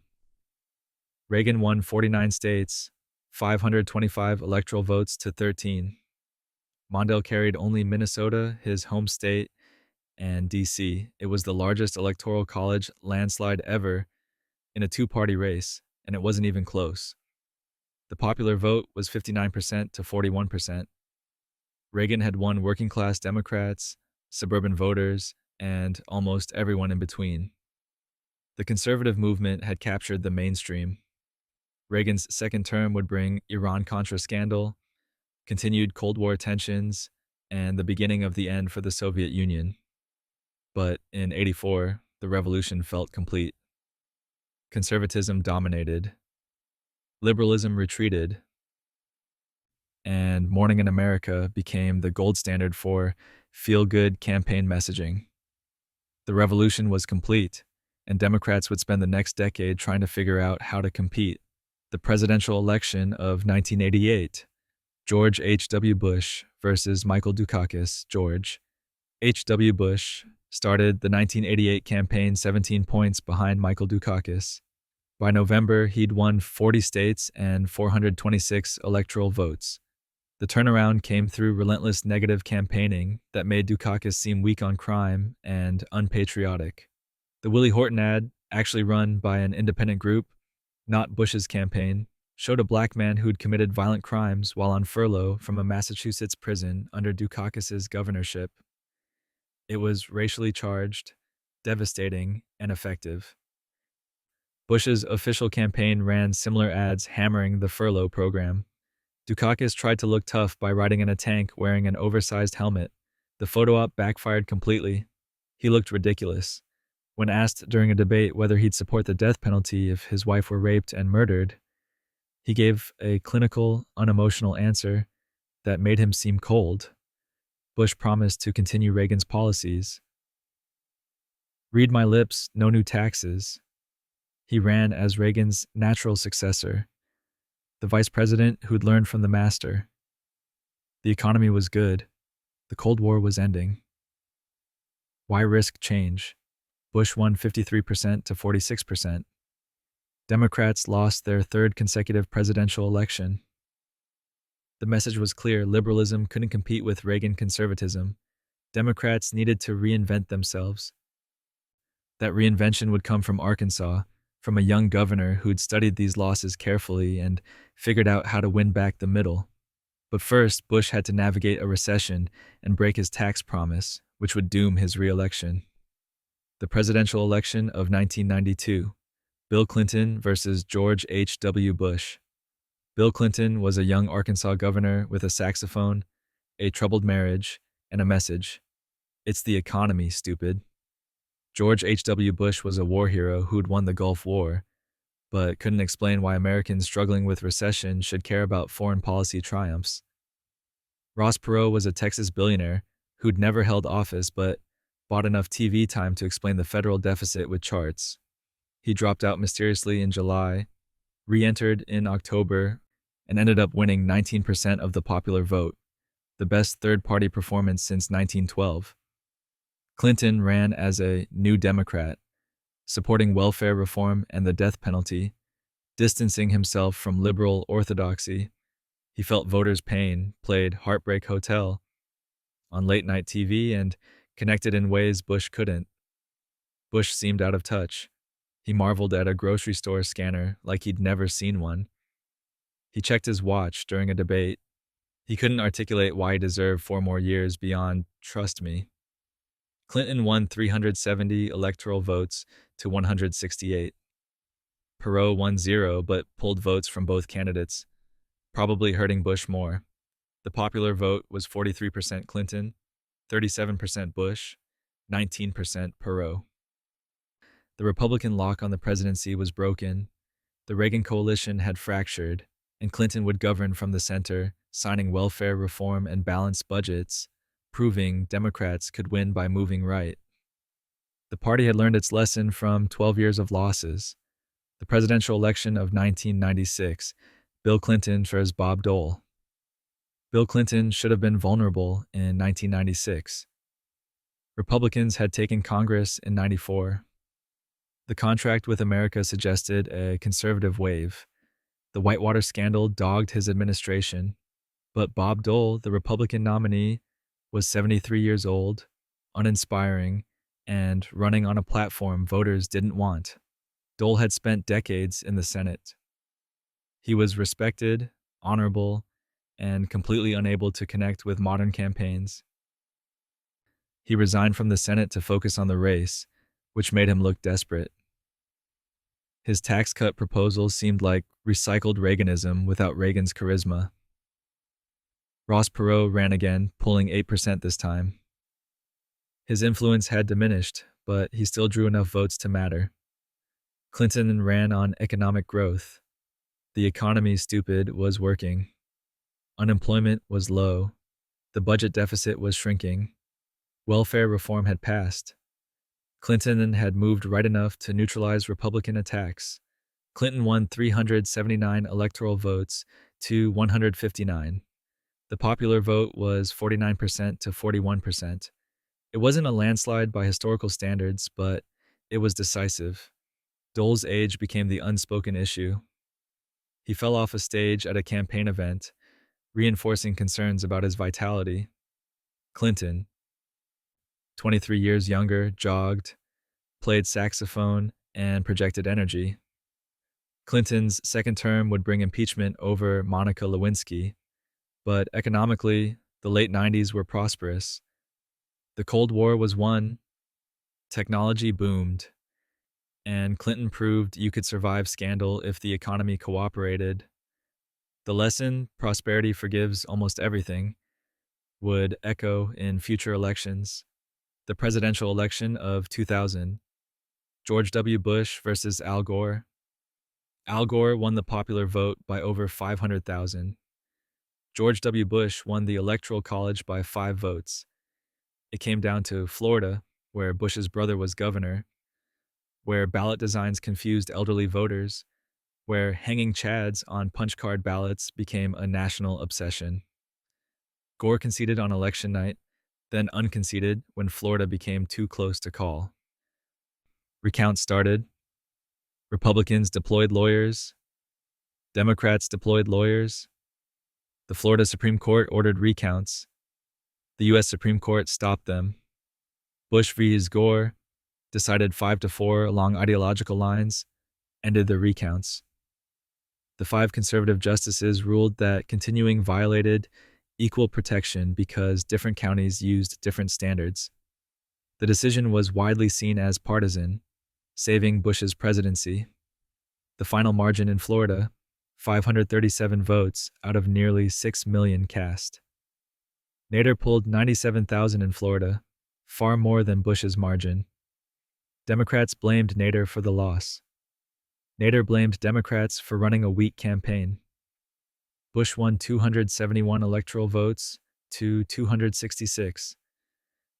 The legitimacy question haunted his presidency until September 11th changed everything. The Iraq War, the financial crisis, Katrina. Bush's presidency was defined by crises, but in 2000, the lesson was simple. Every vote matters, election systems matter, and Supreme Court appointments matter, because sometimes the court decides the president. The Chad controversy sparked voting reform, but partisan election administration continued, setting the stage for future disputed elections. The presidential election of 2004, George W. Bush versus John Kerry. George W. Bush's reelection hinged on Ohio. John Kerry, the Massachusetts senator and decorated Vietnam veteran, seemed positioned to challenge Bush on Iraq, which was spiraling into chaos based on false claims about weapons of mass destruction. Then the swift boat Veterans for Truth attacked Kerry's war record, claiming he'd lied about his heroism. The accusations were largely debunked, but they worked. Kerry's strength, military service, became questioned while Bush, who'd avoided Vietnam through National Guard service, avoided scrutiny.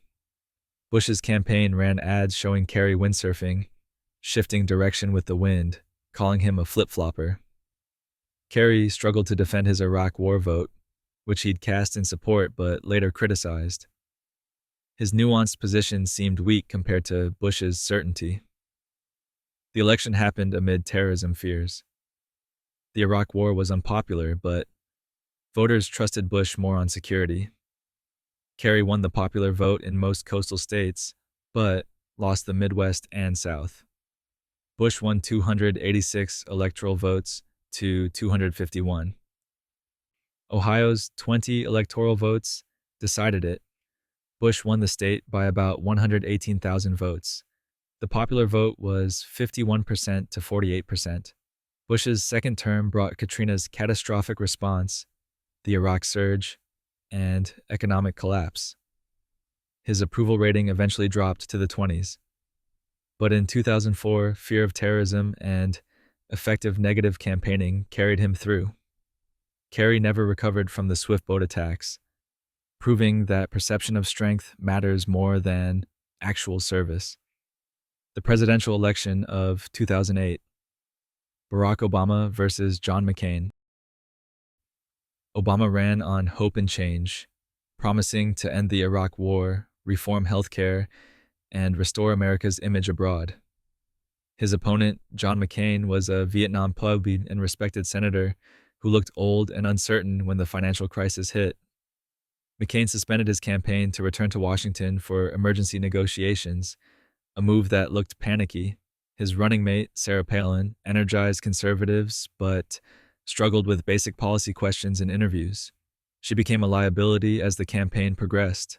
Obama won 365 electoral votes to 173. He flipped Indiana, Virginia, North Carolina, and other traditionally Republican states. The popular vote was 53% to 46%. He became the first black president, a historic breakthrough generations in the making. His inauguration drew millions. The symbolism was profound. The expectations were impossibly high. Obama's presidency brought the Affordable Care Act, the economic recovery from the Great Recession, and the killing of Osama bin Laden. It also brought the Tea Party backlash, Republican obstructionism, and persistent questions about his legitimacy from birthers. But in 2008, hope felt real. The financial crisis had created space for dramatic change, and Obama filled that space with eloquence and promise, winning decisively when America needed something different. The presidential election of 2012, Barack Obama versus Mitt Romney. Mitt Romney should have had a chance. The economy was recovering slowly, unemployment was still high. Obama's first term had disappointed progressive activists and energized conservative opposition. But Romney couldn't connect, couldn't humanize, couldn't overcome his image as a wealthy businessman disconnected from ordinary Americans. The 47% comment killed him. At a private fundraiser, Romney said 47% of Americans pay no income tax and see themselves as victims dependent on government. The leaked video confirmed every attack on Romney as an out-of-touch plutocrat. Obama's campaign hammered Romney's work at Bain Capital, a private equity firm that restructured companies and sometimes eliminated jobs. They painted Romney as a corporate raider who cared more about profits than people. Romney's attempts to seem relatable, mentioning he drove 2 Cadillacs, joking about firing people, made it worse. Hurricane Sandy hit the East Coast a week before the election. Obama's response looked competent, presidential. New Jersey Governor Chris Christie, a Republican, praised Obama's leadership. The contrast with Romney's awkward disaster relief photo op was stark. Obama won 332 electoral votes to 206. The popular vote was 51% to 47%. He'd held the coalition, young voters, minorities, women, and enough working-class whites. Romney won among older white voters, but lost almost every other demographic. The Republican Party started soul-searching about demographic change. Their analysis concluded they needed to reach minorities, moderates, and women. 4 years later, they nominated Trump instead. The presidential election of 2016 Donald Trump versus Hillary Clinton. The 2016 race pitted two political outsiders against each other in ways that captivated and divided the nation. Donald Trump, a real estate mogul and reality TV star with no prior elected experience, surged as the Republican nominee on a wave of populist fervor. Hillary Clinton, a former First Lady, Senator, and Secretary of State, clinched the Democratic nod as the most seasoned candidate on the ballot. Polls consistently favored Clinton, with her deep bench of endorsements, fundraising prowess, and polished organization contrasting Trump's unconventional style, marked by fiery rallies, off-the-cuff tweets, and a knack for dominating headlines. Yet the campaign took dramatic turns in its final stretch, just 11 days before Election Day. FBI Director James Comey disclosed that agents were examining newly discovered emails tied to Clinton's use of a private server during her time as Secretary of State. The revelation, though it yielded no charges, flooded airwaves and froze Clinton's upward trajectory. Meanwhile, WikiLeaks began publishing a steady stream of emails hacked from Clinton campaign chair John Podesta's account, later linked to Russian interference, though its full scope emerged in subsequent investigations. The leaks fueled debates over Clinton's ties to Wall Street donors and internal campaign strategies, eroding her lead in battleground states. On November 8th, Trump defied expectations, securing the Electoral College 304 to 227. He captured the Rust Belt's blue wall states, Pennsylvania, Michigan, and Wisconsin, by razor-thin margins totaling under 80,000 votes. Clinton, however, claimed the popular vote by nearly 3 million, marking the second straight election where the Electoral College winner trailed nationwide. It was a stark reminder of America's federalist design, where regional strongholds can tip the scales. Trump's message resonated with voters frustrated by globalization and political insiders vowing to drain the swamp in Washington, erect a border wall with Mexico, and revive manufacturing jobs. His high-energy events blended showmanship with sharp critiques of the status quo, drawing crowds who saw him as a disruptor unbound by convention. Clinton, meanwhile, leaned on her policy depth and coalition building, promising incremental reforms on healthcare, climate, and equality. But she grappled with lingering questions over her emails, a perceived air of inevitability that sapped enthusiasm among key demographics, like young voters and minorities from Obama's base, and a barrage of long-simmering GOP scrutiny. Her team focused on urban strongholds and Sunbelt suburbs, sometimes overlooking the industrial heartland where Trump barnstormed tirelessly. The result sent shockwaves through U.S. politics, shattering assumptions about electability and amplifying divides on everything from trade to media trust. Long-held norms bent under the pressure of viral scandals and unfiltered rhetoric, while polarization deepened on both sides. In the end, 2016 proved that in democracy's arena, underdogs can topple giants, and no ballot box is a sure bet until the last vote is tallied.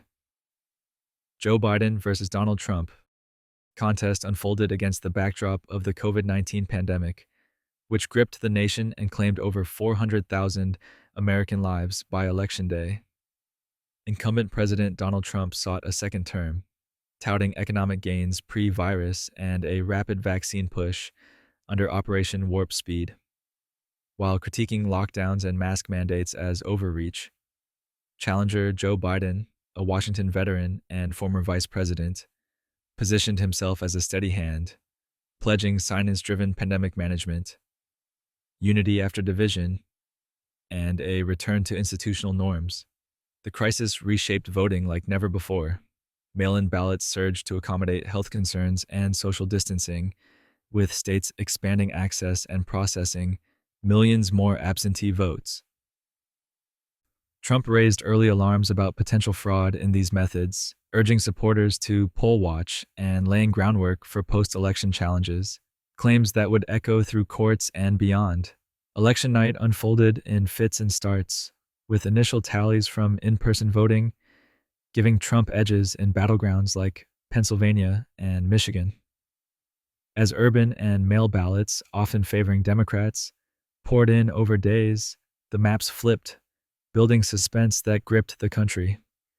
In the end, Biden triumphed with 306 electoral votes to Trump's 232, reclaiming the blue wall of Arizona, Georgia, Pennsylvania, Michigan, and Wisconsin by margins as slim as 0.3% in Georgia. He also secured the popular vote 51% to 47%, a margin exceeding 7 million ballots, the widest since 2008. Turnout shattered records at over 158 million voters, the highest rate in more than a century, fueled by mail voting and intense mobilization on both sides.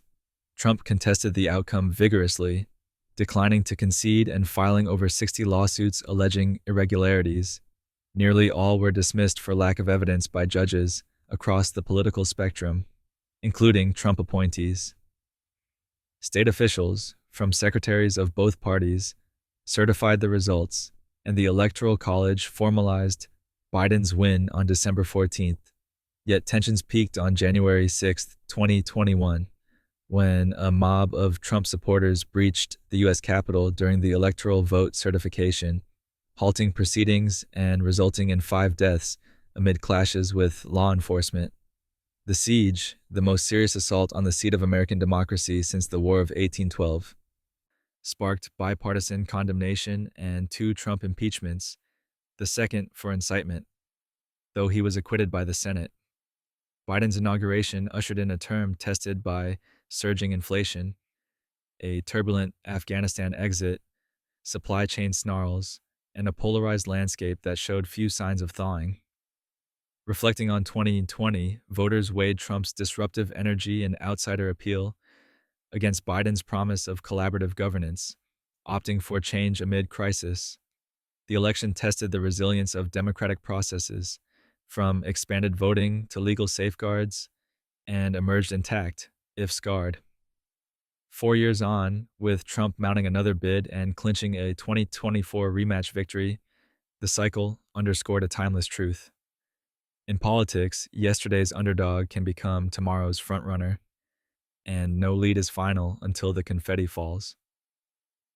The presidential election of 2024, Donald Trump versus Kamala Harris. The 2024 showdown marked a high-stakes rematch of sorts, with former President Donald Trump vying for a non-consecutive second term amid a whirlwind of legal battles, including 4 indictments and a conviction on falsifying business records charges that tested the boundaries of electoral resilience.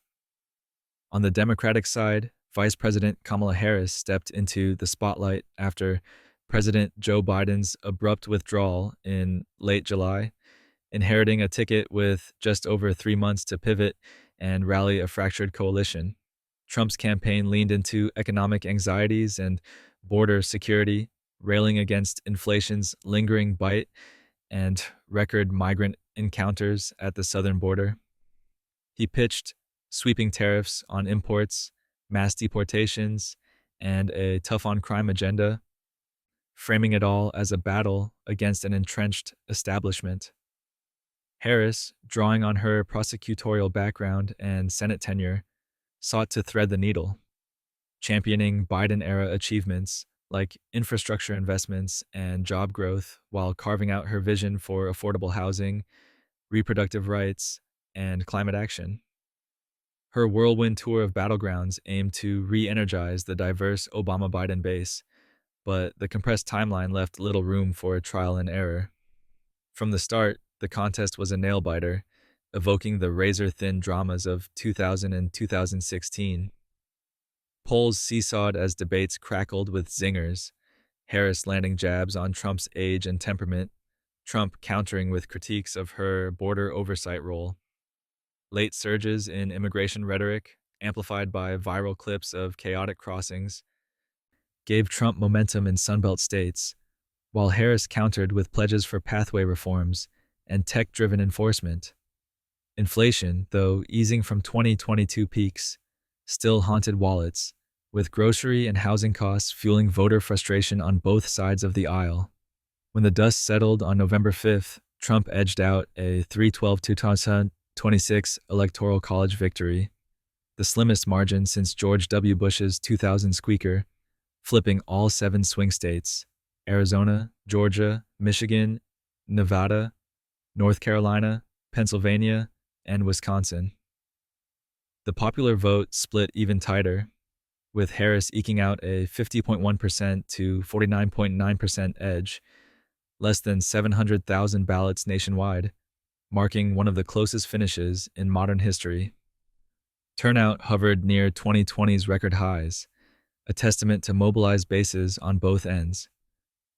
Trump's win etched him into history as only the second president after Grover Cleveland to serve non-consecutive terms, underscoring how legal clouds and past controversies can fade against pocketbook priorities and cultural fault lines. Supporters hailed it as a mandate for disruption. Detractors decried it as a green light for institutional shakeups.